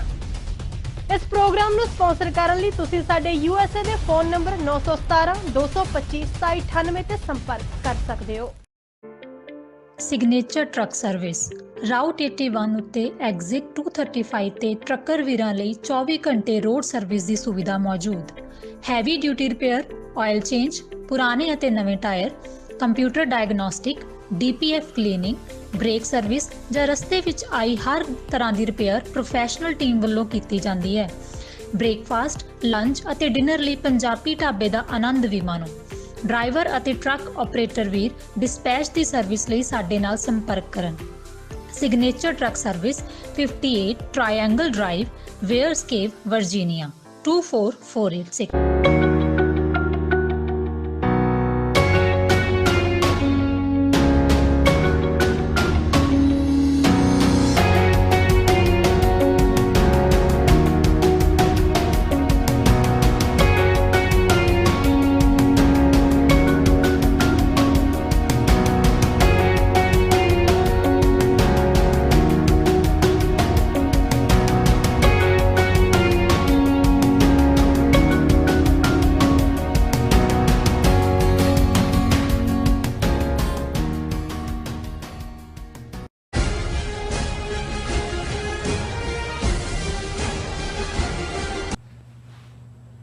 ਵਿਊਅਰਸ, ਬ੍ਰੇਕ ਤੋਂ ਬਾਅਦ ਤੁਹਾਡਾ ਸਾਰਿਆਂ ਦਾ ਸਵਾਗਤ ਹੈ। ਗੱਲਬਾਤ ਨੂੰ ਅੱਗੇ ਤੋਰਦੇ ਹਾਂ। ਡਾਕਟਰ ਸਾਹਿਬ, ਜਿਵੇਂ ਪਿਛਲੇ ਸੈਗਮੈਂਟ ਦੇ ਵਿੱਚ ਸਿੱਖ ਫੈਕਟਰ ਦੀ ਗੱਲ ਕੀਤੀ ਹੈ ਵੀ ਇੰਪੋਰਟੈਂਸ ਕੀ ਹੈ ਸਿੱਖ ਫੈਕਟਰ ਦੀ, ਸੋ ਹੁਣ ਇਹ ਦੇਖੀਏ ਵੀ ਆਉਣ ਵਾਲੇ ਸਮੇਂ ਦੇ ਵਿੱਚ ਰੋਲ ਕੀ ਬਣ ਜਾਂਦਾ ਹੈ, ਉਸ ਰੋਲ ਦੇ ਵਿੱਚ ਸਿੱਖ ਡਾਇਸਪੋਰਾ ਦਾ ਕੀ ਯੋਗਦਾਨ ਬਣ ਸਕਦਾ ਹੈ, ਤੇ ਨਾਲ ਹੀ ਨਾਲ ਭਾਰਤ ਦੇ ਹਵਾਲੇ ਦੇ ਵਿੱਚ ਜਦੋਂ ਅਸੀਂ ਓਵਰਆਲ ਭਾਰਤ ਦੀ ਸਿਆਸਤ ਹੈ ਉਸ ਦੇ ਉੱਤੇ ਵਿਚਾਰ ਚਰਚਾ ਕਰਦੇ ਹਾਂ। ਸੋ ਗੱਲਬਾਤ ਨੂੰ ਜੇ ਅੱਗੇ ਇਸ ਸਿੱਖ ਫੈਕਟਰ ਨੂੰ ਮੁੱਖ ਰੱਖਦਿਆਂ ਹੋਇਆਂ ਦੇਖਣਾ ਹੋਵੇ, ਪੰਜਾਬ ਦੇ ਵਿੱਚ ਜੋ ਸਿੱਖਾਂ ਦੀ ਤਾਕਤ ਹੈ ਉਹ ਨਜ਼ਰ ਆਉਂਦੀ ਹੈ, ਉਹਨਾਂ ਨੂੰ ਕਿਵੇਂ ਖੰਡਾ ਕੇ ਰੱਖਿਆ ਜਾਵੇ, ਕਿਵੇਂ ਜਿਹੜੀ ਪੋਲਿਟਿਕਸ ਹੈਗੀ ਹੈ, ਸਿਆਸਤ ਹੈ, ਉਹ SGPC ਦੇ ਪਾਰਟ ਤੋਂ ਹੋਵੇ ਜਾਂ ਪੰਜਾਬ ਦੀ ਸਿਆਸਤ ਦੇ ਵਿੱਚ ਪਾੜੋ ਤੇ ਰਾਜ ਕਰੋ ਦੀ ਜਿਹੜੀ ਨੀਤੀ ਹੈ ਉਹ ਸਾਨੂੰ ਦੇਖਣ ਨੂੰ ਮਿਲਦੀ ਹੈ। ਪੰਜਾਬ ਦੇ ਵਿੱਚ ਮਤਲਬ ਜਿਹੜੀ ਤਾਕਤ ਹੈ ਉਹ ਅਸੀਂ ਪ੍ਰੋਟੈਸਟ ਦੇ ਹਵਾਲੇ ਨਾਲ, ਉਹ 2012 ਦਾ ਹੋਵੇ, 96 ਦਾ ਸਰਬੱਤ ਖਾਲਸਾ ਦੀ ਘਟਨਾ ਹੋਵੇ ਜਾਂ ਅਦਰਵਾਈਜ਼ ਹੁਣ ਜਦੋਂ ਅਸੀਂ ਇਸ ਵਕਤ ਦੇਖ ਰਹੇ ਹਾਂ ਤੇ ਜਿਹੜਾ ਕਿਸਾਨ ਸੰਘਰਸ਼ ਹੈ ਉਹ ਇਸ ਦੀ ਮਿਸਾਲ ਹੈ ਕਿ ਜਿਹੜਾ ਪੰਜਾਬ ਦਾ ਸਿੱਖ ਹੈ ਜਾਂ ਪੰਜਾਬ ਦੀ ਜਿਹੜੀ ਧਰਤੀ ਹੈ ਉਹ ਸਟਰਗਲ ਨੂੰ ਪਰਨਾਈ ਹੋਈ ਹੈ, ਤੇ ਜਦੋਂ ਵੀ ਉਹਨਾਂ ਨੂੰ ਮੌਕਾ ਬਣਦਾ ਆ ਉਹ ਸਾਹਮਣੇ ਆਉਂਦੇ ਆ ਤੇ ਉਹ ਲੜਦੇ ਆ ਤੇ ਆਪਣੇ ਹੱਕਾਂ ਦੇ ਲਈ ਅੱਗੇ ਤੁਰਦੇ ਆ, ਪਰ ਉਹ ਕਿਤੇ ਨਾ ਕਿਤੇ ਮਟੀਰੀਅਲਾਈਜ਼ ਨਹੀਂ ਹੁੰਦੀ ਦਿਖ ਰਹੀ, ਜਾਂ ਇਹ ਕਹਿ ਲਓ ਵੀ ਇਹਨੂੰ ਮਤਲਬ ਤੁਸੀਂ ਇੱਕ ਫੇਜ਼ ਦੇ ਤੌਰ ਦੇ ਉੱਤੇ ਦੇਖਦੇ ਹੋ, ਸਟਰਗਲ ਨੂੰ ਅੱਗਿਆਂ ਵਧਦਿਆਂ ਦੇਖਦੇ ਹੋ, ਜਾਂ ਇਹ ਜਿਵੇਂ ਅੱਜ ਦੇਖਿਆ ਜਾ ਰਿਹਾ ਹੈ ਵੀ ਇਹ ਸਾਡੇ ਫੇਲੀਅਰਸ ਨੇ, ਅਸੀਂ ਅੱਗੇ ਵਧਣ ਦੀ ਕੋਸ਼ਿਸ਼ ਜ਼ਰੂਰ ਕਰਦੇ ਹਾਂ ਪਰ ਇੱਕ ਕਦਮ ਅੱਗੇ ਲੈ ਕੇ 2 ਕਦਮ ਅਸੀਂ ਪਿੱਛੇ ਆ ਜਾਂਦੇ ਹਾਂ। ਦੇਖੋ, ਕੱਲ ਅਸੀਂ ਸੱਚੋ ਸੱਚ ਦੇ ਵਿੱਚ ਇੱਕ ਸੈਗਮੈਂਟ ਕੀਤਾ ਸੀ ਜਿਹਦੇ ਵਿੱਚ ਕਿ ਕੈਨੇਡਾ ਦੀਆਂ ਇਲੈਕਸ਼ਨਸ ਦੇ ਵਿੱਚ ਸਿੱਖਾਂ ਦੀ ਚੜ੍ਹਦੀ ਕਲਾ 15-16 MPs ਦਾ ਬਣਨਾ ਦੁਬਾਰਾ, ਇਹਦੇ ਬਾਵਜੂਦ ਕਿ ਇੰਡੀਅਨ ਸਿਸਟਮ ਨੇ ਕਿਵੇਂ ਜਸਟਿਨ ਟਰੂਡੋ ਔਰ ਹਰਜੀਤ ਸਿੰਘ ਸੱਜਣ ਡਿਫੈਂਸ ਮਿਨਿਸਟਰ, ਜਗਮੀਤ ਸਿੰਘ ਔਰ MPs ਨੂੰ ਕਿਵੇਂ ਖਾਲਿਸਤਾਨ ਨਾਲ ਜੋੜ ਕੇ, ਦਹਿਸ਼ਤਗਰਦੀ ਨਾਲ ਜੋੜ ਕੇ ਬਦਨਾਮ ਕੀਤਾ ਹੈ। ਔਰ ਉਸ ਸੈਗਮੈਂਟ ਦੇ ਥੱਲੇ ਸਾਡੇ ਇੱਕ ਪਾਕਿਸਤਾਨੀ ਵੀਰ ਨੇ ਕਮੈਂਟ ਲਿਖਿਆ ਸੀ ਜਿਹਦੇ ਨਾਲ ਮੈਂ ਇਸ ਦਾ ਜਵਾਬ ਸ਼ੁਰੂ ਕਰਨਾ ਚਾਹੁੰਦਾ। ਉਹਨਾਂ ਨੇ ਕਿਹਾ ਕਿ ਜੀ ਸਿੱਖਾਂ ਦੀ ਜਿਹੜੀ 1.25 ਲੱਖੀ ਸਪਿਰਿਟ ਹੈ, ਜਿਹੜੀ ਤੁਸੀਂ ਕਹਿੰਦੇ ਹੋ ਕਿ ਗੁਰੂ ਨੇ 1.25 ਲੱਖ ਬਣਾਇਆ, ਉਹ ਔਨ ਡਿਸਪਲੇ ਆ ਜਾਂਦੀ ਹੈ। ਉਹਨੇ ਕਿਹਾ ਭਾਵੇਂ ਜਿਹੜਾ 40 ਮਿਲੀਅਨ ਕੈਨੇਡਾ ਦੀ ਪੋਪੂਲੇਸ਼ਨ ਦਾ ਸਿੱਖ 1.5% ਨੇ, ਲੇਕਿਨ 5% ਤੋਂ ਜ਼ਿਆਦਾ ਉਹ ਓਵਰਵੇਟ ਜਿਹੜਾ ਹੈ ਉਹ ਪਲੇ ਉਹਨਾਂ ਨੇ ਕੀਤਾ। ਉਹਨਾਂ ਨੇ ਕਿਹਾ ਉਹ ਹਰ ਫੀਲਡ 'ਚ ਕਰਦੇ ਨੇ। ਸੋ ਮੈਂ ਸਮਝਦਾ ਹੈ ਵੀ ਇਹ, ਔਰ ਤੁਹਾਨੂੰ ਜਦੋਂ ਇਸ ਕਿਸਮ ਦਾ ਕੰਪਲੀਮੈਂਟ ਦੂਸਰੇ ਪਾਸਿਓਂ ਮਿਲਦਾ ਹੈ ਤੇ ਫਿਰ ਇਹ ਸਮਝਣ 'ਚ ਜਿਹੜੇ ਭਾਰਤ, ਔਰ ਇਸ ਗੱਲ ਦਾ ਧਿਆਨ ਰਹੇ ਕਿ ਬ੍ਰਾਹਮਣ ਦੀ ਜਦੋਂ ਅਸੀਂ ਸੋਚਣ ਸ਼ੈਲੀ ਦੇਖਦੇ ਹਾਂ ਜਿਸ ਦੇ ਨਾਲ ਚਾਣਕਿਆ ਜੁੜਿਆ ਹੋਇਆ ਹੈ, ਔਰ ਜ਼ਾਹਰ ਹੈ ਕਿ ਚਾਣਕਿਆ ਦੀ ਨੀਤੀ ਕੀ ਹੈ। ਹਡਸਨ ਇੰਸਟੀਚਿਊਟ ਜਿਹਦੇ ਤੋਂ ਇਹਨਾਂ ਨੇ ਪਾਕਿਸਤਾਨ ਵਿਰੋਧੀ ਔਰ ਸਾਰੇ ਖਾਲਿਸਤਾਨੀਆਂ ਨੂੰ ਲਪੇਟਣ ਵਾਲੀ ਰਿਪੋਰਟ ਆਲਮੋਸਟ 34-35 ਸਫ਼ੇ ਦੀ ਲਿਖਵਾਈ, ਜਿਹਦੇ 'ਚ ਉਹਨਾਂ ਨੇ 84 ਤੋਂ ਲੈ ਕੇ ਹੁਣ ਤੱਕ ਸਾਰੀਆਂ ਖਾਲਿਸਤਾਨੀ ਜਥੇਬੰਦੀਆਂ ਨੂੰ ਜਿਹੜਾ ਉਹ ਦਹਿਸ਼ਤਗਰਦੀ ਨਾਲ ਜੋੜਿਆ, ਅਮਰੀਕਾ ਵਿਚਲੀਆਂ ਔਰ ਉਹਨੂੰ ਪਾਕਿਸਤਾਨ ਨਾਲ ਜੋੜਿਆ। ਔਰ ਉਹਦੀ ਜਿਹੜੀ ਮੇਨ ਉਹ ਸਾਰੇ ਹਡਸਨ ਇੰਸਟੀਚਿਊਟ ਦੀ ਜਾਂ ਉਸ ਰਿਪੋਰਟ ਦੀ ਇੰਚਾਰਜ ਆ ਅਪਰਨਾ ਪਾਂਡੇ, ਔਰ ਅਪਰਨਾ ਪਾਂਡੇ ਨੇ, ਮੈਂ ਉਹਦਾ ਪ੍ਰੋਫਾਈਲ ਦੇਖਣ ਦੇ ਲਈ ਵੀ ਕੀ ਹੈ, ਮੈਂ ਦੇਖਿਆ ਵੀ ਉਹਨੇ ਇੱਕ ਆਲਰੇਡੀ ਕਿਤਾਬ ਪੈਨ ਕੀਤੀ ਹੋਈ ਹੈ, ਚਾਣਕਿਆ ਸੇ ਮੋਦੀ ਤੱਕ, ਫਰੋਮ ਚਾਣਕਿਆ ਟੂ ਮੋਦੀ ਜੀ। ਹੁਣ ਤੁਸੀਂ ਇਸ ਤੋਂ ਹੀ ਅੰਦਾਜ਼ਾ ਲਾਓ ਕਿ ਵੀ ਇੱਥੇ ਵੀ ਕਿਸ ਕਿਸਮ ਦੇ ਲੋਕ ਨੇ, ਕਿਉਂਕਿ ਤੁਸੀਂ ਜਦੋਂ ਚਾਣਕਿਆ ਦੇਖਦੇ ਹੋ ਤੇ ਤੁਹਾਨੂੰ ਨਜ਼ਰ ਆ ਜਾਂਦਾ ਹੈ ਉਸ ਦਾ ਉਹ ਪਪੂਲਰ ਕੋਟ ਕਿ ਵੀ ਸਾਮ ਦਾਮ ਦੰਡ ਭੇਦ, ਇਹ 4 ਹਥਿਆਰ ਆਪਣੇ ਵਿਰੋਧੀ ਨੂੰ ਚਿੱਤ ਕਰਨ ਦੇ ਲਈ। ਸਾਮ ਹੁੰਦਾ ਹੈ ਲੋੜ ਵੇਲੇ ਗਧੇ ਨੂੰ ਪਿਓ ਕਹਿਣਾ ਕਿ ਪੈਰ ਫੜ ਲਓ, ਜਿਹਦੇ ਬਾਰੇ ਕਿਸੇ ਨੇ ਇਸ ਕਰੈਕਟਰ ਨੂੰ ਕਿਹਾ ਸੀ ਬ੍ਰਾਹਮਣ ਦੇ ਕਿ ਈਦਰ ਐਟ ਯੋਰ ਥਰੋਟ ਔਰ ਐਟ ਯੋਰ ਫੀਟ ਜੀ, ਕਿ ਇਹਨੇ ਸਾਮ ਤੇ ਆ ਜਾਣਾ, ਤੁਹਾਡੇ ਪੈਰ ਫੜ ਲੈਣੇ ਨੇ, ਤੇ ਜਿਉਂ ਹੀ ਤੁਸੀਂ ਉਸ ਨੂੰ ਛੱਡਿਆ ਉਹਨੇ ਤੁਹਾਡਾ ਗਲਾ ਫੜ ਲੈਣਾ। ਔਰ ਦਾਮ ਕੀਮਤ ਕਿ ਭਾਈ ਤੁਸੀਂ ਖਰੀਦੋ। ਹੁਣ ਅੱਜ ਕਿੰਨਾ ਵੱਡਾ RSS ਦਾ ਨੈਟਵਰਕ ਹੈ, ਉਹਨਾਂ ਨੇ ਰੈਂਟਾ ਸਿੱਖ ਵੀ ਰੱਖੇ ਹੋਏ ਨੇ, ਰੈਂਟਾ ਮੁਸਲਮਸ ਵੀ ਨੇ, ਰੈਂਟਾ ਕ੍ਰਿਸਚਨਸ ਵੀ ਨੇ, ਉਹਨਾਂ ਦੇ ਆਪਣੇ ਲੋਕਾਂ ਨੂੰ ਜਿਹੜਾ ਉਹ ਜੁੱਤੀਆਂ ਪੈ ਰਹੀਆਂ ਨੇ, ਉਹ ਉਹਨਾਂ ਦੇ ਗੁਣ ਗਾ ਰਹੇ ਨੇ। ਇਹ ਦਾਮ ਹੈ ਕਿ ਭਾਈ ਤੁਸੀਂ ਕੀਮਤ ਅਦਾ ਕਰੋ, ਕਿਸੇ ਨੂੰ ਗਵਰਨਰ ਲਾ ਦਿਓ, ਕਿਸੇ ਦੇ ਉੱਤੇ ਜਿਹੜਾ ਉਹ ਉਹਨਾਂ ਨੂੰ ਹੋਰ ਦੇ ਦਿਓ ਕੋਈ ਨਾ ਕੋਈ ਲਾਲਚ, ਔਰ ਦੰਡ ਪਨਿਸ਼ਮੈਂਟ। ਤੁਸੀਂ ਪਨਿਸ਼ਮੈਂਟ ਦਾ ਅੰਦਾਜ਼ਾ ਲਾਓ ਵੀ ਇਸ ਵੇਲੇ ਭਾਰਤ ਦੇ ਵਿੱਚ ਇਹੀ ਨਹੀਂ ਵੀ ਸਿੱਖ ਜਾਂ ਮੁਸਲਮਾਨ ਜਾਂ ਕਸ਼ਮੀਰੀ, ਜਿਹੜੇ ਆਮ ਪੱਤਰਕਾਰ ਨੇ, ਕੋਈ ਵੀ ਪਿਛਲੇ ਇੱਕ ਹਫ਼ਤੇ ਦੇ ਵਿੱਚ ਉਹ ਰਾਣਾ ਅਯੂਬ, ਉਹਦੇ ਖਿਲਾਫ ਸੈਡੀਸ਼ਨ ਕੇਸ, ਸੋਨੂ ਸੂਦ ਜਿਹਨੇ ਕੋਵਿਡ-19 ਦੇ ਖਿਲਾਫ ਦੇ ਦੌਰਾਨ ਫਾਈਲੈਂਥ੍ਰਿਪਿਕ ਰੋਲ ਕੀਤਾ ਔਰ ਲੋਕਾਂ ਦੀ ਮਦਦ ਕੀਤੀ, ਉਹਦੇ ਘਰਾਂ ਤੇ ਛਾਪੇ। ਉਸ ਤੋਂ ਪਹਿਲਾਂ ਕਿੰਨੇ ਹੋਰ ਜਿਹਨੂੰ ਮਰਜ਼ੀ, ਔਰ ਤੁਸੀਂ ਕਿਸਾਨ ਅੰਦੋਲਨ ਦੇ ਵੇਲੇ ਤੁਸੀਂ ਦੇਖੋ ਰਿਹਾਨਾ ਜਾਂ ਜਿਹੜੀ ਉੱਥੇ ਰਵੀ ਦਿਸ਼ਾ ਜਿਹੜੀ ਹੈ ਐਨਵਾਇਰਨਮੈਂਟਲਿਸਟ ਸੀ ਬੱਚੀ, ਉਹਦੇ ਖਿਲਾਫ ਕਿਸ ਕਿਸਮ ਇਹ ਹੈ ਕਿ ਜਿਹੜਾ ਦੰਡ ਦੇਣਾ, ਪਨਿਸ਼ਮੈਂਟ। ਇਹ ਦੱਸੋ ਕਿ ਭਾਈ ਤੁਸੀਂ ਸਾਰੇ ਇਸ ਵੇਲੇ ਪੀਸਫੁਲ ਪ੍ਰੋਟੈਸਟਰ ਵੀ ਜਿਹੜੇ ਨੇ ਉਹਨਾਂ ਦੇ ਉੱਤੇ ਸੈਡੀਸ਼ਨ ਐਕਟ UAPA ਜਿਹੜਾ ਟੈਰਰਿਜ਼ਮ ਦਾ ਐਕਟ ਹੈ ਉਹ ਲਾਈ ਜਾਓ। ਔਰ ਭੇਦ ਹੈ ਜਿਹੜੀ ਤੁਸੀਂ ਫਾਈਨਲ ਗੱਲ ਕੀਤੀ ਕਿ ਅੱਡ-ਅੱਡ ਧਿਰਾਂ ਖੜੀਆਂ ਕੀਤੀਆਂ ਗਈਆਂ ਨੇ, ਡਿਵਾਈਡ। ਹਾਲਾਂਕਿ ਬਹੁਤ ਵਾਰ ਸਾਡੇ ਵੀ ਬਹੁਤੇ ਲੋਕ ਅੰਗਰੇਜ਼ਾਂ ਦੇ ਹਵਾਲੇ ਨਾਲ ਕਹਿਣਗੇ ਜੀ ਡਿਵਾਈਡ ਐਂਡ ਰੂਲ, ਉਹ ਤਾਂ ਦੁਨੀਆ ਭਰ 'ਚ ਲੋਕ ਕਰਦੇ ਆਏ ਨੇ, ਪਰ ਬ੍ਰਾਹਮਣ ਦਾ ਜਿਹੜਾ ਭੇਦ ਕਰਨ ਦਾ ਢੰਗ ਹੈ, ਭੇਦਣਾ ਹੀ ਇਹ ਹੁੰਦਾ ਡਿਵੀਜ਼ਨ ਪੈਦਾ ਕਰਨਾ। ਉਹ ਤੁਸੀਂ ਰਾਮਾਇਣ ਤੋਂ ਦੇਖ ਸਕਦੇ ਹੋ, ਰਾਮਚੰਦਰ ਜਿਹੜਾ ਦੇ ਨਾਂ ਦੇ ਉੱਤੇ ਅਯੁੱਧਿਆ ਮਸਜਿਦ, ਬਾਬਰੀ ਮਸਜਿਦ ਢਾਹ ਕੇ ਮੰਦਿਰ ਬਣਾਇਆ ਗਿਆ, ਮੋਦੀ ਇਨੋਗਰੇਟ ਕਰਦਾ ਹੈ। ਹੁਣ ਜਿਹੜੀ ਫਾਈਨਲ ਵਿਕਟਰੀ ਜਿਸ ਨੂੰ ਬੜਾ ਸੈਲੀਬ੍ਰੇਟ ਕੀਤਾ ਜਾਂਦਾ ਹੈ, ਰਾਵਣ ਨੂੰ ਹਰਾਇਆ, ਤੁਸੀਂ ਭੇਦ।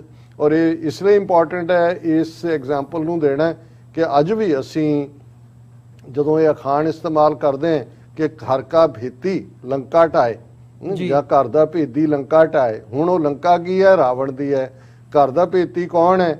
ਰਾਵਣ ਨੂੰ ਡਿਫੀਟ ਕਰਨ 'ਚ ਨਾਕਾਮਯਾਬ ਨੇ, ਔਰ ਉਸ ਦੇ ਭਰਾ ਨੂੰ ਜਿਹੜਾ ਉਹ ਪਟ ਲਿਆ ਜਾਂਦਾ ਹੈ। ਉਹਨੂੰ ਕਹਿੰਦੇ ਨੇ ਵੀ ਦੇਖ ਤੇਰਾ ਭਰਾ ਇੰਨਾ ਪਾਵਰਫੁਲ, ਇੰਨਾ ਤਾਕਤਵਰ ਹੈ, ਤੂੰ ਤਾਂ ਮਰ ਜਾਏਗਾ ਬਿਨਾਂ ਗੱਦੀ ਤੇ, ਇਹਨੇ ਤਾਂ ਮਰਨਾ ਵੀ ਨਹੀਂ ਹੈ, ਇਹਨੇ ਤਾਂ ਲਿਆ ਹੋਇਆ ਵਰ ਕੇ ਇਹਨੇ ਨਹੀਂ ਮਰਨਾ, ਤੇ ਅਸੀਂ ਤੂੰ ਦੱਸ ਕੋਈ ਭੇਦ ਦੀ ਗੱਲ, ਅਸੀਂ ਮਾਰੀਏ ਰਾਜ ਤੈਨੂੰ ਦਿੰਨੇ।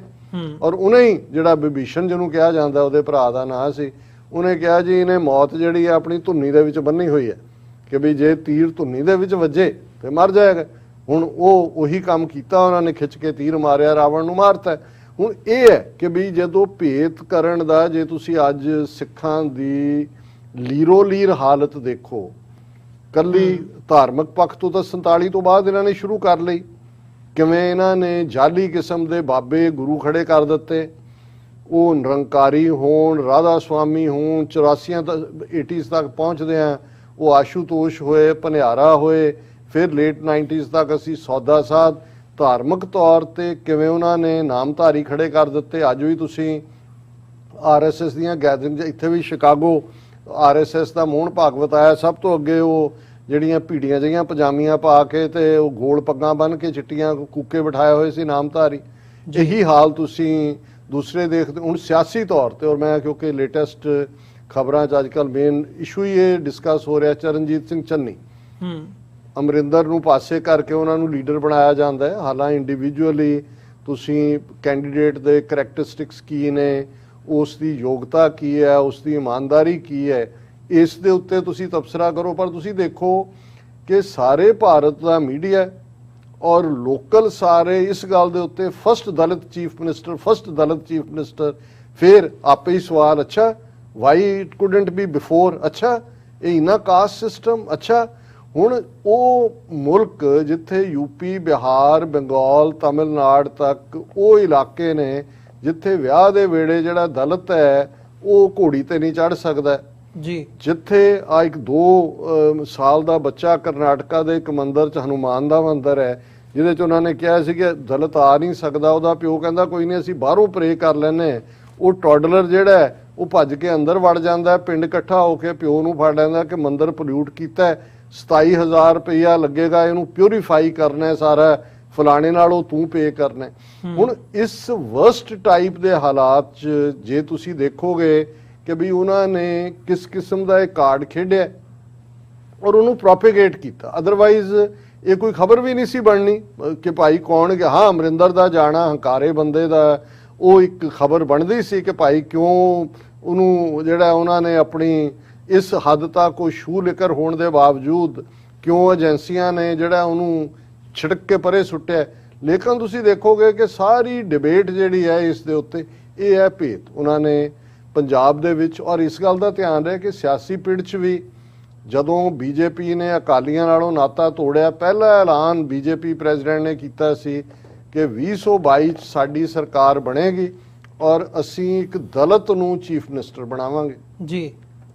ਅਕਾਲੀ ਘਬਰਾਏ ਕਿ ਵੀ ਇਹ ਤਾਂ 33-34% ਵੋਟ ਬੈਂਕ ਜਿਹੜਾ ਇਫੈਕਟਡ। ਉਹਨੇ ਸੁਖਬੀਰ ਬਾਦਲ ਨੇ 2 ਹਫ਼ਤੇ ਬਾਅਦ ਪ੍ਰੈਸ ਕਾਨਫਰੰਸ ਕਰਕੇ ਕਿਹਾ ਚੀਫ ਮਿਨਿਸਟਰ ਤਾਂ ਉਹਨੇ ਆਪ ਬਣਨਾ ਕਿ ਜੀ ਅਸੀਂ ਦਲਿਤ ਨੂੰ ਡਿਪਟੀ ਚੀਫ ਮਿਨਿਸਟਰ ਬਣਾਵਾਂਗੇ। ਕਾਂਗਰਸ ਰਾਹੀਂ ਉਹਨਾਂ ਨੇ ਕਿਹਾ ਜੀ ਆਹ ਲੋ ਅਸੀਂ ਬਣਾ ਦਿੱਤਾ। ਹੁਣ ਇਹ ਸਾਰੇ ਨੂੰ ਤੁਸੀਂ ਦੇਖੋ ਕਿ ਜਿਸ ਸਿੱਖੀਜ਼ਮ ਦੇ ਵਿੱਚ, ਔਰ ਮੇਰਾ ਅਕਸਰ ਇਹ ਕਹਿਣਾ ਹੁੰਦਾ ਹੈ, Sikhs of the Dalits, by the Dalits, for the Dalits. Dalit ਦਾ ਮਤਲਬ ਹੀ ਇਹ ਕੋਈ ਕਾਨੂੰਨੀ ਡੈਫੀਨੇਸ਼ਨ ਨਹੀਂ ਹੈ। ਕਾਨੂੰਨੀ ਤਾਂ ਸਕੈਜੂਅਲ ਟਰਾਈਬ ਜਿਹਨੂੰ ਉੱਥੇ ਸ਼ਡਿਊਲ ਕਹਿੰਦੇ ਨੇ, ਸ਼ਡਿਊਲ ਟਰਾਈਬ, ਸ਼ਡਿਊਲ ਕਾਸਟ, ਇਹ ਲਫ਼ਜ਼ ਨੇ। ਬੈਕਵਰਡ ਕਲਾਸਿਸ ਜਾਂ OBC ਅਦਰ ਬੈਕਵਰਡ ਕਲਾਸਿਸ ਨੇ ਜੀ। ਗਾਂਧੀ ਨੇ ਹਰੀਜਨ ਜਿਹੜਾ ਲਫ਼ਜ਼ ਦਿੱਤਾ ਜਿਹਦਾ ਬੜਾ ਭੈੜਾ ਮਤਲਬ ਸੀ, ਉਹ ਤਾਂ ਸੁਪਰੀਮ ਕੋਰਟ ਨੇ ਵੀ ਬੈਨ ਕਰਤਾ ਔਰ ਅੰਬੇਦਕਰ ਨੇ ਉਹਨੂੰ ਰਿਜੈਕਟ ਕੀਤਾ ਸੀ। ਔਰ ਇਸ ਸਾਰੇ ਦੇ ਦਲਿਤ ਲਫ਼ਜ਼ ਜਦੋਂ ਪੂਨਾ ਪੈਕਟ ਹੁੰਦਾ ਹੈ 1930 ਦੇ ਵਿੱਚ ਗਾਂਧੀ ਔਰ ਡਾਕਟਰ ਅੰਬੇਦਕਰ ਦਾ, ਉਹਦੇ 'ਚ ਇਸਤੇਮਾਲ ਕੀਤਾ ਜਾਂਦਾ ਹੈ। ਉਸ ਤੋਂ ਪਹਿਲਾਂ 19ਵੀਂ ਸਦੀ 'ਚ ਜੋਤਿਰਮੈ ਫੂਲੇ ਇੱਕ ਜਿਹੜੇ ਵੱਡੇ ਮਹਾਂਪੁਰਖ ਹੋਏ ਨੇ ਜਿਨ੍ਹਾਂ ਨੇ ਦਲਿਤ ਐਮਪਾਵਰਮੈਂਟ ਦੇ ਲਈ ਬਹੁਤ ਵੱਡਾ ਉਹਨਾਂ ਨੇ, ਦਲਿਤ ਦਾ ਮਤਲਬ ਇਹ ਦਲਿਆ ਹੋਇਆ, ਸੰਸਕ੍ਰਿਤ 'ਚੋਂ ਆਇਆ ਕਿ ਡਾਊਨ ਟ੍ਰੋਡਨ। ਸੋ ਇਸ ਨੂੰ ਜੇ ਤਾਂ ਤੁਸੀਂ ਇਸ ਟਰਮ 'ਚ ਇਸਤੇਮਾਲ ਕਰਦੇ ਹੋ ਤੇ ਸਮਝ ਆ ਸਕਦਾ ਹੈ, ਪਰ ਉਹਨਾਂ ਦਾ ਤਾਂ ਮਕਸਦ ਜਿਹੜਾ ਹੈ ਇਸ ਨੂੰ ਇੱਕ ਵਰਗ ਨੂੰ ਖੜਾ ਕਰਕੇ ਦੂਸਰਿਆਂ ਦੇ ਅਗੇਂਸਟ ਭੁਗਤਾਉਣਾ ਹੈ।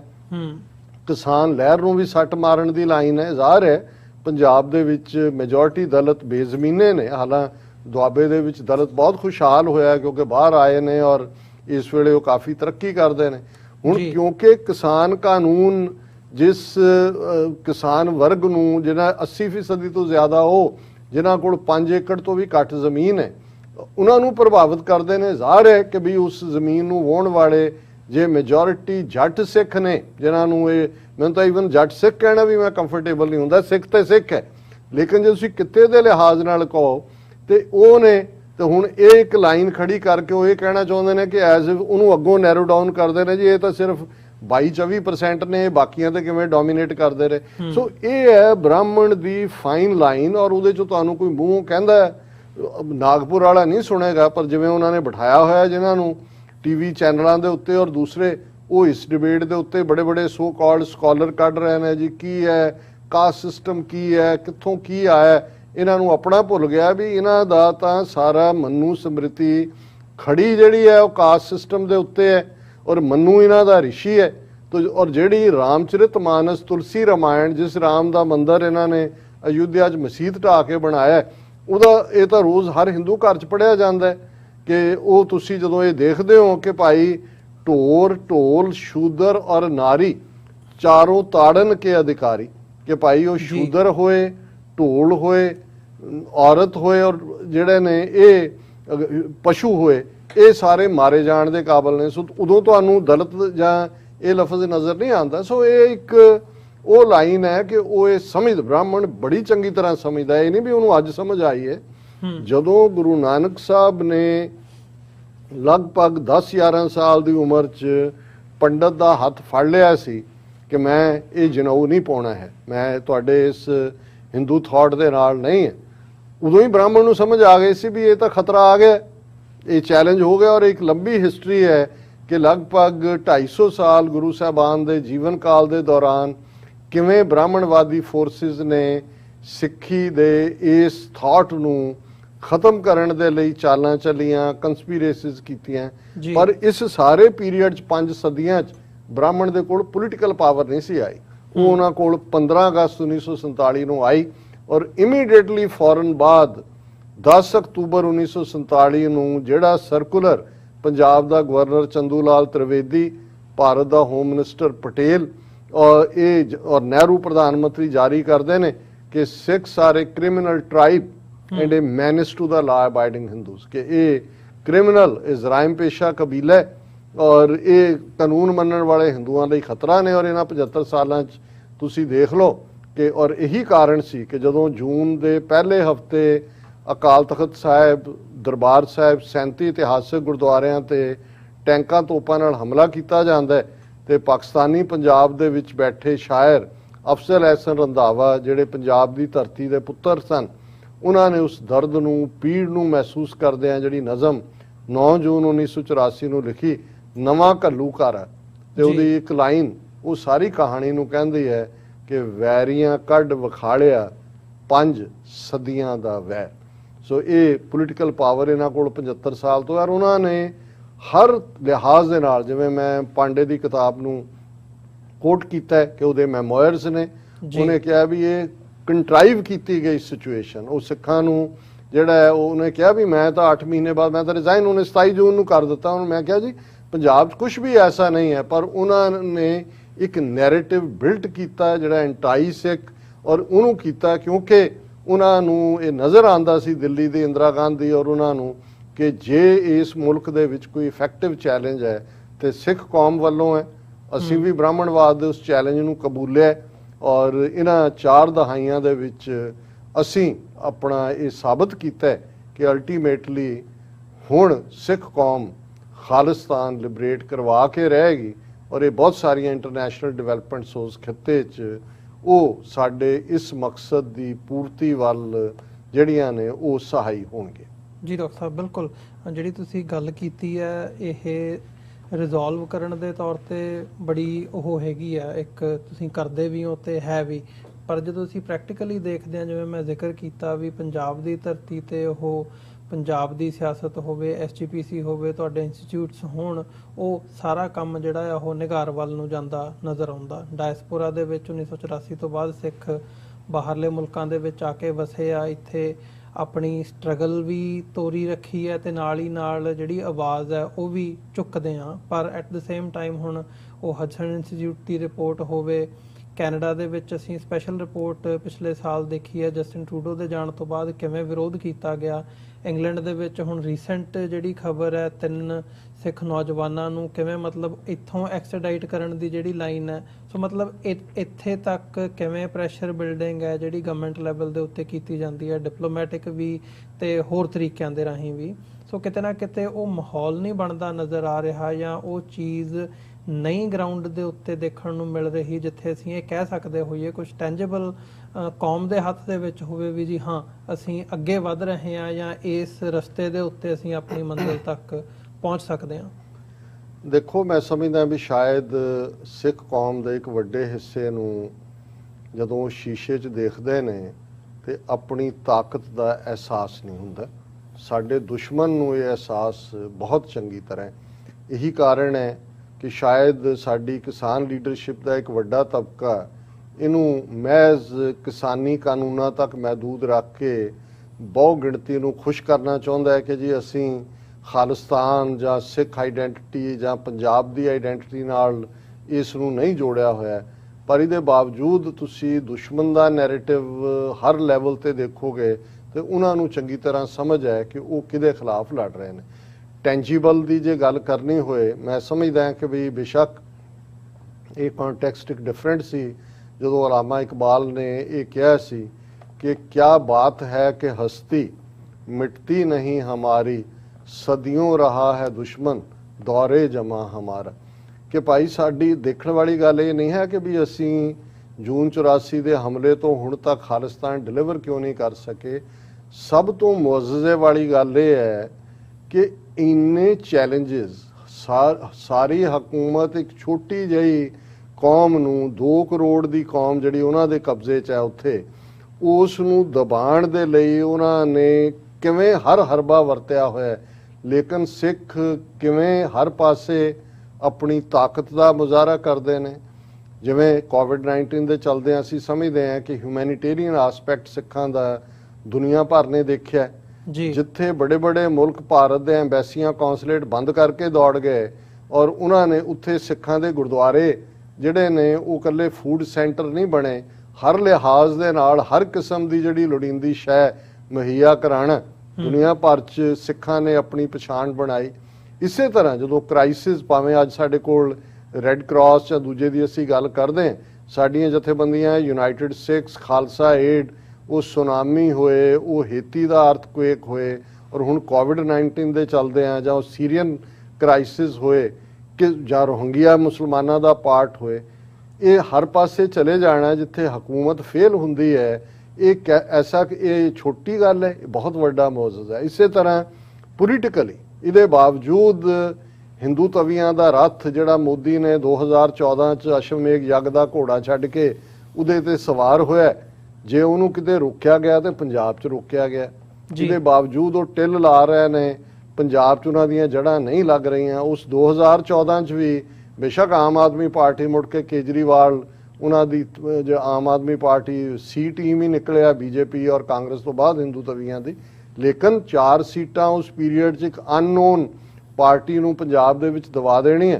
और यही असीं 2019 दीयां चोणां च भी देखदे हां कि भाई पंजाब च उन्हां दे पैर नहीं लगदे है। हुण ये अपने क्योंकि देखो एक गल दा ध्यान रहे, असीं जिन्ने मर्जी कमज़ोर होईए, बहुत वार ये साडा एक सुभाव ही है सिखां दा कि भी असीं परफैक्शनिस्ट होना चाहुंदे हैं। असीं अपने आप नूं, क्योंकि साडे गुरु साहबान ने इस किस्म दा आइडियल इंसान जिहड़ा सानूं बनाउण दा जिहड़ा उन्हां ने संकल्प ही नहीं कीता, 5 ककारी रूप खालसे च सिरजिआ कि सानूं दे तो कुछ भी घट जिहड़ा हुंदा ते सानूं लगदा भी असीं बहुत गिरावट च हैं। पर कदे दूसरिਆਂ ਦੀਆਂ ਅੱਖਾਂ ਰਾਹੀਂ देखो, उन्हां दे अंदर तुसीं देखो कि सिखां दा जिहड़े प्यार करदे ने उन्हां अंदर किस हद तक प्यार है, जिहदे च मैं पाकिस्तानी माशरे नूं और पाकिस्तानी भैणां भरावां नूं समझांगा कि जे सिखां दे नाल कोई सत्कार भरी मुहब्बत, रिस्पैक्ट दे नाल भरिया होया प्यार और प्यार नाल भरिया होया रिस्पैक्ट कहना होए तो वो उन्हां च है। तो जे तुसीं सिखां दी फेरोशियसनैस और सिखां दे चैलेंज नूं देखना है तो फिर तुसीं इन्हां नूं गुजरातियां नूं और यूपी बिहार वालियां नूं इन्हां दी तकनी देखो। मैं तो पिछले 30-35 साल तो ट्रैवल करते हैं, जहाज़ां 'च होने वाली गल हुंदी रही है, तो मैं देख सकदा कि ऐन 100 कदम तो भी ज़्यादा दूरों जदों कोई देख लैंदा है, क्योंकि आइडेंटिटी मैं तो अपनी ये केसरी दस्तार रखी है, ये रिबैलीयन और खालिस्तान का झंडा है साडा, उत्थों उन्हां दी चाल भुल जाती है उन्होंने और अख चुरा के लागे दी लंघणगे। तो ये उल्ट तुहानूं मुहब्बत करने वाले पाकिस्तानी वो दूरों देख के और बादशाह की है, तुहानूं 2 मिनट तुसीं उन्हां दे नाल आइडेंटिफाई कर लैंदे हो अपने आप को। मैं इसलिए कह रहा कई बार कुछ चीज़ां जिहड़ियां असीं नोटिस नहीं करते, अज इन्नी वड्डी गिणती जे कैनेडा की असीं पोलीटिकल सक्सैस की गल कीती है, अमेरिका च बिना नेशन होण दे, क्योंकि बेल्ट वे दे अंदर तुसीं तो लॉबी की गल करते हो तो तुहाडे हक च कौन कांग्रेसमैन है, सैनेटर है, इहदे लई मुल्क जिहड़े ने वड्डे वड्डे लॉबिस्ट जिन्हां दी कीमत मिलियन डॉलर तो लॉबिंग फर्म दी शुरू हुंदी है, वो हायर करते हैं। पर सिखां दे कोल यूनाइटेड स्टेट्स कांग्रेस दे विच कांग्रेशनल सिख कॉकस है जिहदे 50 तो ज़्यादा मैंबर ने, कांग्रेस दे विच रिपब्लिकन भी डैमोक्रेट भी, ਔਰ ਕਈ ਵਾਰ ਸਿੱਖਾਂ ਦੀ ਤਾਕਤ ਦੇਖਦੇ ਹਾਂ ਹਾਲਾਂ ਜਦੋਂ ਵਿਸਾਖੀ ਦਾ ਦਿਨ ਜਾਂ ਖਾਸ ਜਿਹੜਾ ਸਿੱਖ ਡੇ ਹੁੰਦਾ ਉਹਨੂੰ ਰੈਕਗਨਾਈਜ਼ ਕਰਦੇ ਨੇ, ਇੱਥੇ ਦੂਸਰੇ ਉਹਦੇ ਲਈ ਨਾਲ ਜੈਲਸੀ ਫੀਲ ਕਰਦੇ ਨੇ, ਕਹਿੰਦੇ ਨੇ ਵੀ ਸਿੱਖਾਂ ਦੇ ਹੀ ਦਿਨ ਤੁਸੀਂ ਰੈਕਗਨਾਈਜ਼ ਕਰਦੇ ਹੋ ਕਾਂਗਰਸ ਦੇ ਵਿੱਚ, ਸੈਨੇਟ ਦੇ ਵਿੱਚ।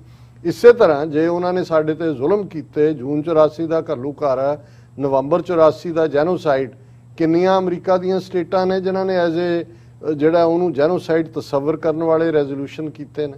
ਸੋ ਇਹ ਛੋਟੀ ਯੂਕੇ ਦੀ ਤੁਸੀਂ ਗੱਲ ਕੀਤੀ ਕਿ ਇੱਕ ਪਾਸੇ ਪ੍ਰੀਤੀ ਪਟੇਲ ਬਿਠਾਈ ਹੋਈ ਹੈ ਹੋਮ ਸੈਕਟਰੀ, ਪੱਕੀ ਉਹਦੀ ਚੇਲੀ ਮੋਦੀ ਦੀ, ਗੁਜਰਾਤਣ।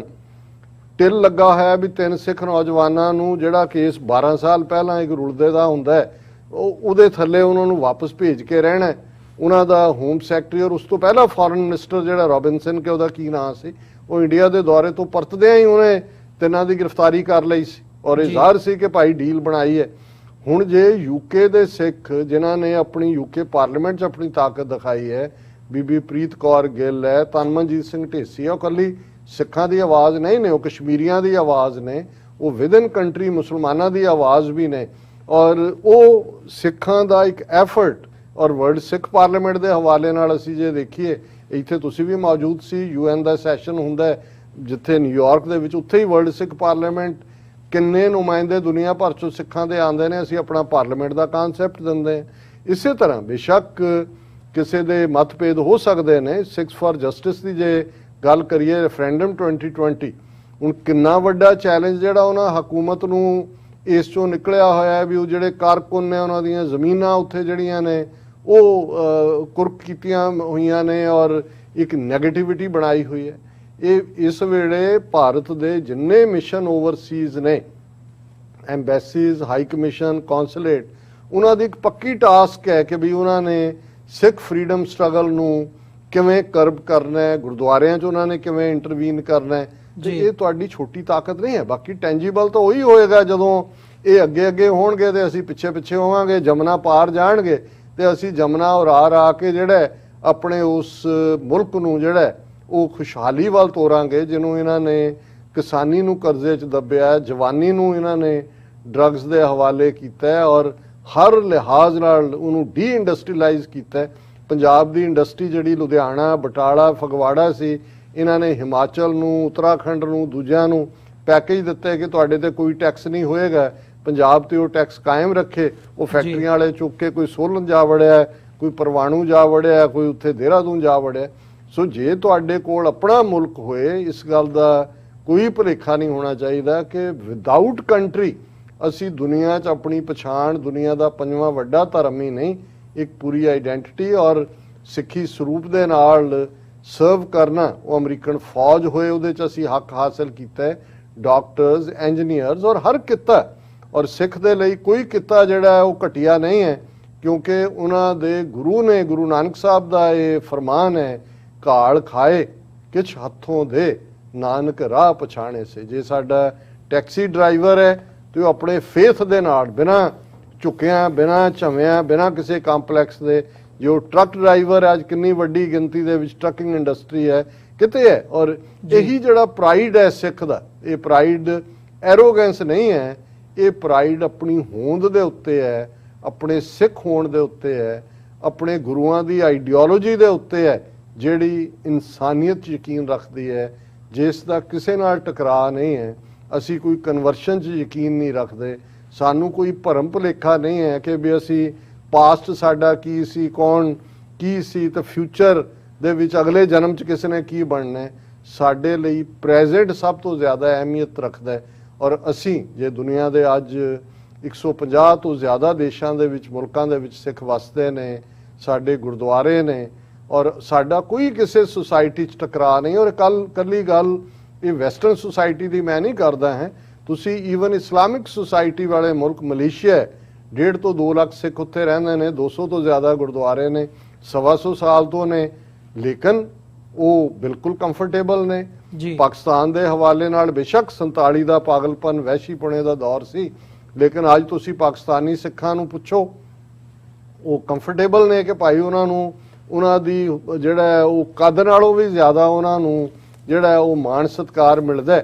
ਔਰ ਮੈਂ ਸਮਝਦਾ ਵੀ ਇਹ ਡਿਊ ਟੂ ਸਾਡੇ ਉਹ ਆਈਡੀਅਲਸ ਨੇ, ਕਿਉਂਕਿ ਸਿੱਖ ਵੈਲਿਊ ਸਿਸਟਮ ਪੈਰਲਲ ਰਨ ਕਰਦਾ। UN ਚਾਰਟਰ ਕੱਢ ਲਓ ਹਿਊਮਨ ਰਾਈਟਸ ਦਾ, ਇਵੇਂ ਲੱਗਦਾ ਜਿਵੇਂ ਸਿੱਖ ਪ੍ਰਿੰਸੀਪਲਸ ਦੀ ਇੰਟਰਪ੍ਰੀਟੇਸ਼ਨ ਹੈ।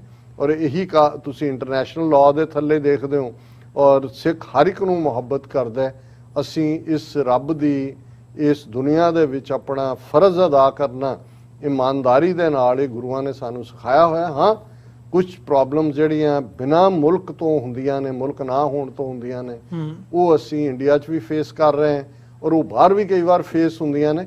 ਕਿਉਂਕਿ ਜੇ ਜਿਵੇਂ ਪੰਜਾਬੀ 'ਚ ਕਹਿੰਦੇ ਨੇ, ਤੁਹਾਡਾ ਕਿੱਲਾ ਤਗੜਾ ਹੋਏ ਤੇ ਫਿਰ ਸਾਰਾ ਕੁਝ ਹੀ, ਜਿਹਦੀ ਕੋਠੀ ਵਿੱਚ ਦਾਣੇ ਉਹਦੇ ਕਮਲੇ ਵੀ ਸਿਆਣੇ। ਪੋਲੀਟੀਕਲ ਪਾਵਰ ਨਾ ਹੋਣ ਕਰਕੇ ਆਰਥਿਕ ਬੰਦਹਾਲੀ ਸਾਡੇ ਕਿਸਾਨਾਂ ਨੂੰ ਖੁਦਕੁਸ਼ੀਆਂ ਵੱਲ ਸੁੱਟਦੀ ਹੈ। ਸਾਡੀ ਨੌਜਵਾਨੀ ਮਾਈਗ੍ਰੇਸ਼ਨ ਵੱਲ ਤੁਰੀ ਹੋਈ ਹੈ। 50,000 ਤੋਂ ਜ਼ਿਆਦਾ ਸਟੂਡੈਂਟ ਹਰ ਸਾਲ ਕੈਨੇਡਾ 'ਚ, ਇੰਨੇ ਆਸਟ੍ਰੇਲੀਆ ਔਰ ਦੂਸਰੇ ਮੁਲਕਾਂ 'ਚ ਆ ਰਹੇ ਨੇ। ਇਹ ਸਾਡੇ ਲਈ ਫਿਕਰ ਵਾਲੇ ਪਾਰਟ ਨੇ ਕਿ ਸਾਡੀ ਇਹ ਮਾਸ ਮਾਈਗ੍ਰੇਸ਼ਨ ਹੋ ਰਹੀ ਹੈ। ਔਰ ਇਹਦਾ ਵੱਡਾ ਕਾਰਨ ਉਹੀ ਹੈ ਕਿਉਂਕਿ ਅਸੀਂ ਕਿਸੇ ਹੋਰ ਦੇ ਹੱਥ 'ਚ ਆਪਣੀ ਕਿਸਮਤ ਘੜਨ ਦਾ ਹੱਕ ਦਿੱਤਾ।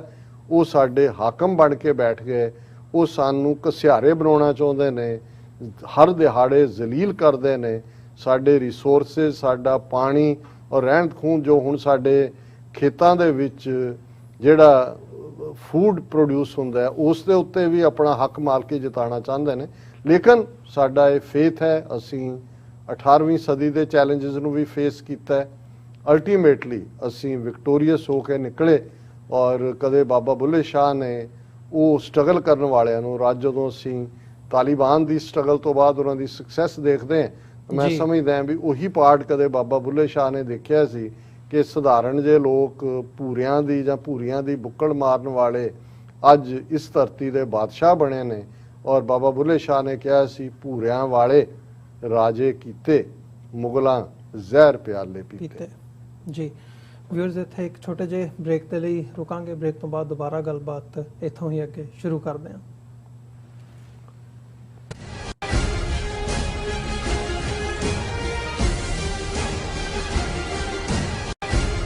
ਪੰਜਾਬ ਇੰਡੀਪੈਂਡੈਂਸ ਰੈਫਰੈਂਡਮ ਦੀਆਂ ਵੋਟਾਂ 31 ਅਕਤੂਬਰ ਨੂੰ ਲੰਡਨ ਤੋਂ ਪੈਣੀਆਂ ਸ਼ੁਰੂ ਹੋਣਗੀਆਂ। ਯੂਕੇ 'ਚ ਵਸਦੇ ਸਿੱਖਾਂ ਨੂੰ ਬੇਨਤੀ ਹੈ ਕਿ ਵੋਟਾਂ ਪਾਉਣ ਲਈ ਵਹੀਰਾਂ ਘੱਤ ਕੇ 31 ਅਕਤੂਬਰ ਨੂੰ ਲੰਡਨ ਪਹੁੰਚੋ। ਪੋਲਿੰਗ ਬੂਥਾਂ ਦੀਆਂ ਲੋਕੇਸ਼ਨ ਅਤੇ ਹੋਰ ਸ਼ਹਿਰਾਂ ਵਿੱਚ ਵੋਟਾਂ ਦੀਆਂ ਤਰੀਕਾਂ ਜਾਣਨ ਲਈ ਕਾਲ ਕਰ ਸਕਦੇ ਹੋ 07538089986 ਜਾਂ ਲੌਗਇਨ ਕਰ ਸਕਦੇ ਹੋ London #4 khalistan.uk london4khalistan.uk।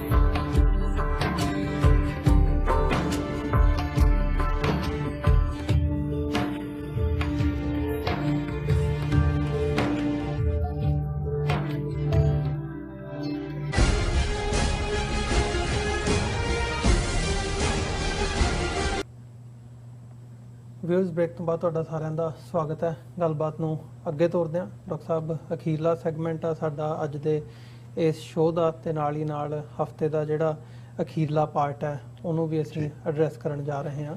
ਜਿਵੇਂ ਅਸੀਂ ਬੀਤੇ ਦੋਵੇਂ ਸੈਗਮੈਂਟਸ ਦੇ ਵਿੱਚ ਵਿਚਾਰ ਚਰਚਾ ਕੀਤੀ ਹੈ, ਜਿਹੜੀ ਸਾਊਥ ਏਸ਼ੀਅਨ ਪੋਲਿਟਿਕਸ ਹੈ, ਇੰਟਰਨੈਸ਼ਨਲ ਪੋਲਿਟਿਕਸ ਦੇ ਵਿੱਚ ਜਿਹੜੀਆਂ ਡਿਵੈਲਪਮੈਂਟਸ ਹੋ ਰਹੀਆਂ ਨੇ, ਤੇ ਖਾਸ ਤੌਰ ਦੇ ਉੱਤੇ ਜਿਹੜਾ ਸਿੱਖ ਫੈਕਟਰ ਹੈ, ਇਹਦੀ ਅਹਿਮੀਅਤ, ਤੇ ਜਿਸ ਥਾਂ ਦੇ ਉੱਤੇ ਅਸੀਂ ਪੰਜਾਬ ਦੇ ਵਿੱਚ ਇਸ ਦੁਨੀਆ ਦੇ ਮੈਪ ਦੇ ਉੱਤੇ ਬੈਠੇ ਹਾਂ, ਉੱਥੇ ਸਾਡਾ ਰੋਲ ਕੀ ਬਣਦਾ, ਉਸ ਨੂੰ ਮੁੱਖ ਰੱਖਦਿਆਂ ਹੋਇਆਂ। ਸੋ ਓਵਰਆਲ ਜਦੋਂ ਅਸੀਂ ਸਾਊਥ ਏਸ਼ੀਅਨ ਪੋਲਿਟਿਕਸ ਦੇਖਦੇ ਹਾਂ, ਉੱਥੇ ਭਾਰਤ ਦਾ ਜਿਵੇਂ ਦਾ ਰੋਲ ਰਿਹਾ ਪਿਛਲੇ ਸਮੇਂ ਦੇ ਵਿੱਚ, ਤੇ ਜੋ ਅੱਜ ਭਾਰਤ ਦੀ ਨਰਿੰਦਰ ਮੋਦੀ ਸਰਕਾਰ ਹੈ, ਮੈਂ ਸਮਝਦਾ ਇਹ ਗੱਲ ਵੀ ਇੱਥੇ ਦੇਖਣੀ ਜ਼ਰੂਰੀ ਆ ਕਿ ਭਾਰਤ ਦੇ ਇਸ ਵਕਤ ਅੰਦਰੂਨੀ ਹਾਲਾਤ ਕੀ ਨੇ। ਵਿਸ਼ੇਸ਼ ਤੌਰ ਤੇ ਜਦੋਂ ਅਸੀਂ ਸਟਰਗਲਸ ਦੀ ਗੱਲ ਕਰਦੇ ਹਾਂ, ਅਸੀਂ ਸਿੱਖ ਕੌਮ ਦੀ ਗੱਲ ਕੀਤੀ ਹੈ, ਕਸ਼ਮੀਰ ਦੀ ਸਟਰਗਲ ਸਾਡੇ ਨਾਲ ਜੁੜਦੀ ਹੈ, ਜਿੱਥੇ ਡਾਇਸਪੋਰਾ ਸਿੱਖ ਇਸ ਵਕਤ ਭਾਰਤ ਦੇ ਪ੍ਰਧਾਨ ਮੰਤਰੀ ਨਰਿੰਦਰ ਮੋਦੀ ਦੀ US ਫੇਰੀ ਦੇ ਉੱਤੇ ਪ੍ਰੋਟੈਸਟ ਕਰ ਰਹੇ ਆ। ਉੱਥੇ ਨਾਲ ਨਾਲ ਜਿਹੜੇ ਕਸ਼ਮੀਰੀ ਵੀਰ ਭੈਣ ਨੇ ਉਹ ਵੀ ਨਾਲ ਪ੍ਰੋਟੈਸਟ ਕਰ ਰਹੇ ਆ, ਉਹ ਵੀ ਆਪਣੇ ਜਿਹੜੇ ਉਹਨਾਂ ਦੇ ਉੱਤੇ ਤਸ਼ੱਦਦ ਹੋਇਆ ਉਹਨੂੰ ਹਾਈਲਾਈਟ ਕਰ ਰਹੇ ਆ। ਇੰਟਰਨੈਸ਼ਨਲ ਇਸ਼ੂ ਹੈ ਕਸ਼ਮੀਰ ਦਾ ਜਿਹੜਾ ਮੁੱਦਾ ਆ, ਤੇ ਨਾਲ ਹੀ ਨਾਲ ਭਾਰਤ ਦੇ ਵਿੱਚ ਹੋਰ ਜਿਹੜੀਆਂ ਚੇਂਜਸ ਆ ਰਹੀਆਂ ਨੇ ਅੰਦਰੂਨੀ ਤੌਰ ਦੇ ਉੱਤੇ, ਜਿਵੇਂ ਜਿਹੜੇ ਅਸੀਂ ਕਾਰਪੋਰੇਟ ਹਾਊਸਸ ਪਾਵਰਫੁਲ ਹੋ ਰਹੇ ਆ, ਇੰਸਟੀਚਿਊਟਸ ਨੇ ਜਿਹੜੇ ਭਾਰਤ ਦੇ, ਉਹ ਜੁਡੀਸ਼ਰੀ ਹੋਵੇ, ਮੀਡੀਆ ਹਾਊਸਸ ਹੋਣ, ਉਹਨਾਂ ਦੇ ਵਿੱਚ ਜਿਹੜੀ ਕਰਪਸ਼ਨ ਦਾ ਲੈਵਲ ਹੈ, ਪੈਗਾਸਸ ਰਿਪੋਰਟ ਜਿਹੜੀ ਪਿਛਲੇ ਸਮੇਂ ਦੇ ਵਿੱਚ ਆਈ ਹੈ। ਸੋ ਅੰਦਰੂਨੀ ਹਾਲਾਤਾਂ ਬਾਰੇ ਥੋੜਾ ਜਿਹਾ ਮੈਂ ਜ਼ਰੂਰ ਚਾਹੂੰਗਾ ਕਿ ਵਿਚਾਰ ਚਰਚਾ ਕੀਤੀ ਜਾਵੇ। ਫਰੀडम ਸਟਰਗਲਸ ਤੋਂ ਲੈ ਕੇ ਜਿਹੜੇ ਭਾਰਤ ਦੀਆਂ ਇੰਸਟੀਟਿਊਸ਼ਨਸ ਨੇ ਉਹਨਾਂ ਦਾ ਵੀ ਮੁਲਾਂਕਣ ਕਰਨਾ ਇੱਥੇ ਜ਼ਰੂਰੀ ਹੈ ਕਿ ਭਾਰਤ ਦੇ ਹਾਲਾਤ ਇਸ ਵਕਤ ਕਿਸ ਦਿਸ਼ਾ ਵੱਲ ਜਾ ਰਹੇ ਆ। ਦੇਖੋ, ਯੂਨਾਈਟਿਡ ਨੇਸ਼ਨਸ ਜਨਰਲ ਅਸੈਂਬਲੀ ਦਾ ਸੈਸ਼ਨ ਚੱਲ ਰਿਹਾ ਹੈ। ਇਸ ਵਾਰ ਅਸੀਂ ਪਾਕਿਸਤਾਨ ਦੇ ਪ੍ਰਾਈਮ ਮਿਨਿਸਟਰ ਇਮਰਾਨ ਖਾਨ ਸਾਹਿਬ ਨੂੰ ਮਿਸ ਕਰ ਰਹੇ ਹਾਂ, ਕਿਉਂਕਿ ਉਹਨਾਂ ਦਾ ਵੀਡੀਓ ਮੈਸੇਜ ਹੀ ਆਏਗਾ, ਉਹ ਇਨ ਪਰਸਨ ਨਹੀਂ ਆਏ। ਪਿਛਲੇ ਸਾਲ ਕੋਵਿਡ-19 ਨੇ ਜਿਹੜਾ ਉਹ ਸੈਸ਼ਨ ਹੋਣ ਨਹੀਂ ਦਿੱਤਾ, ਸਭ ਦੇ ਮੈਸੇजेस ਸੀ। ਪਰ 2019 ਦੇ ਵਿੱਚ ਜਦੋਂ ਕਿ ਉਹਨਾਂ ਨੇ ਐਡਰੈਸ ਕੀਤਾ UN ਜਨਰਲ ਅਸੈਂਬਲੀ ਨੂੰ, ਜ਼ਾਹਰ ਹੈ ਕਸ਼ਮੀਰ ਦਾ ਸਟੇਟਸ 5 ਅਗਸਤ 2019 ਨੂੰ ਖਤਮ ਕਰ ਦਿੱਤਾ ਗਿਆ ਸੀ।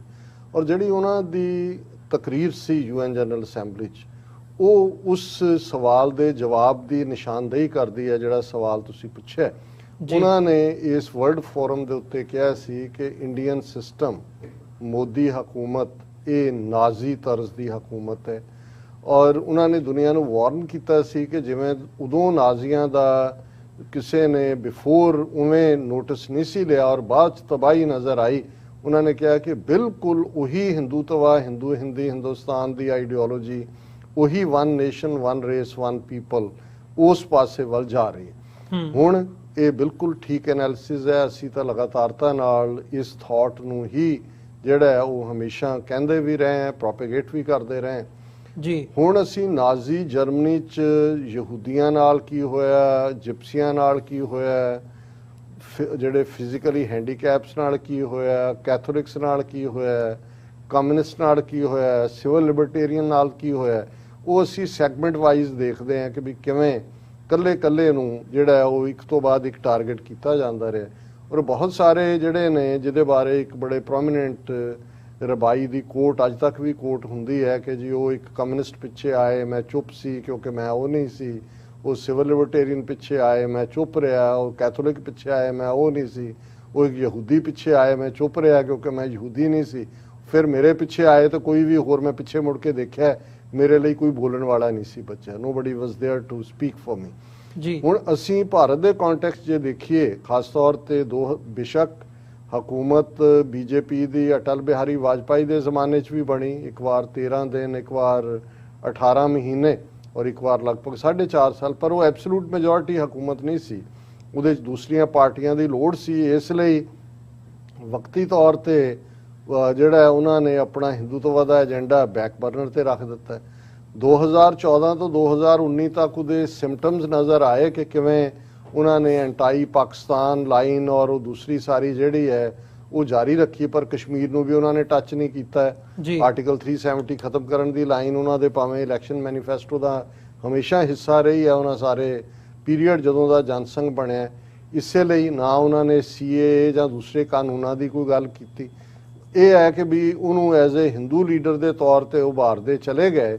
ਔਰ ਅਦਰਵਾਈਜ਼ ਤੁਹਾਨੂੰ 2014 ਤੋਂ 2019 ਤੱਕ ਈਵਨ ਜੇ ਸਿੱਖਾਂ ਦੇ ਹਵਾਲੇ ਨਾਲ ਵੀ ਅਸੀਂ ਦੇਖੀਏ ਕਿ ਵੀ ਕਰਤਾਰਪੁਰ ਸਾਹਿਬ ਕੋਰੀਡੋਰ ਦੀ ਭਾਵੇਂ ਉਹਨੂੰ ਉਹਦੇ 'ਚ ਰੁਕਾਵਟਾਂ ਖੜੀਆਂ ਕੀਤੀਆਂ, ਪਰ ਇਵੈਂਚੁਅਲੀ ਜੇ ਇੰਡੀਆ ਐਗਰੀ ਹੋਇਆ ਤਾਂ ਮੋਦੀ ਦੇ ਉਸ ਦੌਰ 'ਚ ਹੀ ਹੋਇਆ। ਲੇਕਿਨ 2019 ਤੋਂ ਪਹਿਲਾਂ ਜਦੋਂ ਕਿ ਮੋਦੀ ਜਿਹੜਾ ਹੈ ਉਹ ਫੇਲ ਸੀ ਬਹੁਤ ਸਾਰੇ ਫਰੰਟਸ ਦੇ ਉੱਤੇ, ਡੋਮੈਸਟਿਕ ਕਰਪਸ਼ਨ ਦੇ ਵਿੱਚ ਜਿਹੜਾ ਉਹ ਸਾਰਾ ਬਲੈਕ ਮਨੀ ਲਿਆਉਣ ਦੀ ਲਾਈਨ ਔਰ ਅਡਾਨੀ ਅੰਬਾਨੀ ਪਤੰਜਲੀ ਉਦੋਂ ਹੀ ਲੋਕਾਂ ਦੇ ਸਾਹਮਣੇ ਆ ਗਏ ਸੀ, ਤਾਂ ਉਹਨਾਂ ਨੇ ਪੁਲਵਾਮਾ ਅਟੈਕ ਵਾਲਾ ਪੱਤਾ ਖੇਡਿਆ, ਬਾਲਾਕੋਟ ਦਾ ਡਰਾਮਾ ਕੀਤਾ। ਉਸ ਤੋਂ ਪਹਿਲਾਂ ਜਿਹੜਾ 2019 ਤੋਂ ਪਹਿਲਾਂ ਉਹਨਾਂ ਨੇ ਸਰਜੀਕਲ ਸਟ੍ਰਾਈਕਸ ਇੱਕ ਨਵਾਂ ਲਫ਼ਜ਼ ਘੜ ਕੇ ਉਹ ਸਾਰੇ ਨੂੰ ਲੋਕਾਂ 'ਚ ਪਪੂਲਰਾਈਜ਼ ਕੀਤਾ ਸੀ।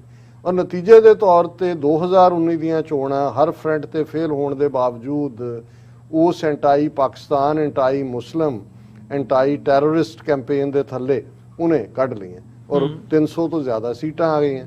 ਹੁਣ ਤੁਸੀਂ 2019 ਤੋਂ 2021 'ਚ ਅਸੀਂ 2 ਸਾਲ 'ਚ ਦੇਖੋ, ਇਹੀ ਉਹ ਪੀਰੀਅਡ ਹੈ ਜਦੋਂ ਕਿ ਕਿਸ ਕਿਸਮ ਦੇ ਕਾਨੂੰਨ ਲਿਆਂਦੇ ਗਏ।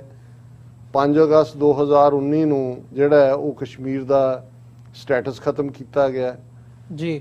ਜੂਨ ਤੱਕ ਪਹੁੰਚਦੇ ਹਾਂ ਅਸੀਂ ਦੇਖਦੇ ਹਾਂ ਕਿ ਇੱਕ ਪਾਸੇ ਕੋਵਿਡ ਦਾ ਜ਼ੋਰ ਹੈ, ਦੂਸਰੇ ਪਾਸੇ ਆਰਡੀਨੈਂਸ ਲਿਆ ਕੇ ਖੇਤੀ ਕਾਨੂੰਨ ਲਿਆਂਦੇ ਜਾਂਦੇ ਨੇ ਆਰਡੀਨੈਂਸ ਦੇ ਥੱਲੇ।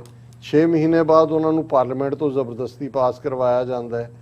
CAA ਔਰ ਪੋਪੂਲੇਸ਼ਨ ਕੀ ਉਹਨਾਂ ਨੂੰ ਨੈਸ਼ਨਲ ਪੋਪੂਲੇਸ਼ਨ ਜਿਹੜਾ ਪਾਰਟ ਹੈ NFG ਕੇ ਕੀ ਉਹਦਾ ਨਾਂ, ਉਹ ਵੀ ਉਸ ਦੌਰ ਦੇ ਵਿੱਚ ਹੁੰਦੇ ਨੇ। ਔਰ ਇੱਕ ਵੱਡਿਓ ਮੁਸਲਮਾਨਾਂ ਦੇ ਖਿਲਾਫ ਲਵ ਜਿਹਾਦ, ਔਰ ਯੂਪੀ 'ਚ ਸਾਰੇ ਪੀਰੀਅਡ 'ਚ ਇਹ ਹੁੰਦਾ ਹੈ ਕਿ ਅਸੀਂ ਬੇਸ਼ੱਕ ਪਹਿਲੀ ਟਰਮ ਦੇ ਵਿੱਚ 2019 ਤੱਕ ਮੋਦੀ ਵੱਲੋਂ ਉਸ ਕਿਸਮ ਦਾ ਐਂਟਾਈ ਪਾਰਟ ਉਨਾ ਵਿਜ਼ੀਬਲ ਨਹੀਂ ਸੀ, ਪਰ ਇਨ ਬਿਟਵੀਨ 2019 ਤੋਂ ਪਹਿਲਾਂ ਜਦੋਂ ਹੁਣ ਅਸੀਂ 2022 'ਚ ਯੂਪੀ ਇਲੈਕਸ਼ਨਾਂ ਦੀ ਗੱਲ ਕਰਦੇ ਹਾਂ, 2017 'ਚ ਯੂਪੀ ਇਲੈਕਸ਼ਨਾਂ ਹੁੰਦੀਆਂ ਨੇ ਔਰ ਯੋਗੀ ਆਦਿੱਤਿਆਨਾਥ ਜਿਹੜਾ ਵੱਡਾ ਗੁੰਡਾ ਹੈ ਕਨਪਾਟਾ ਜੋਗੀ, ਉਹ ਪਾਵਰ 'ਚ ਆਉਂਦਾ ਹੈ। ਸੋ ਉਹ ਜਿਹੜਾ ਹਿੰਦੂਤਵਾ ਦਾ ਬਿਲਕੁਲ ਸਖਤੀ ਨਾਲ ਜਾਂ ਮਾਈਨੋਰਿਟੀਜ਼ ਨੂੰ ਆਪਣੀ ਜਜ਼ਬ ਕਰਨ ਦਾ ਮਾਡਲ ਹੈ, ਉਹ ਆਦਿੱਤਿਆਨਾਥ ਰਾਹੀਂ ਯੂਪੀ ਦੇ ਵਿੱਚ ਲਾਗੂ ਕਰਵਾਇਆ ਜਾਂਦਾ ਹੈ ਜੀ। ਝੂਠੇ ਪੁਲਿਸ ਮੁਕਾਬਲਿਆਂ ਦੀ ਜਿਹੜੀ ਆ ਹਜ਼ਾਰਾਂ ਦੀ ਗਿਣਤੀ ਸੁਪਰੀਮ ਕੋਰਟ ਦੇ ਰੋਕਣ ਦੇ ਬਾਵਜੂਦ ਕਰਵਾਏ ਜਾਂਦੇ ਨੇ।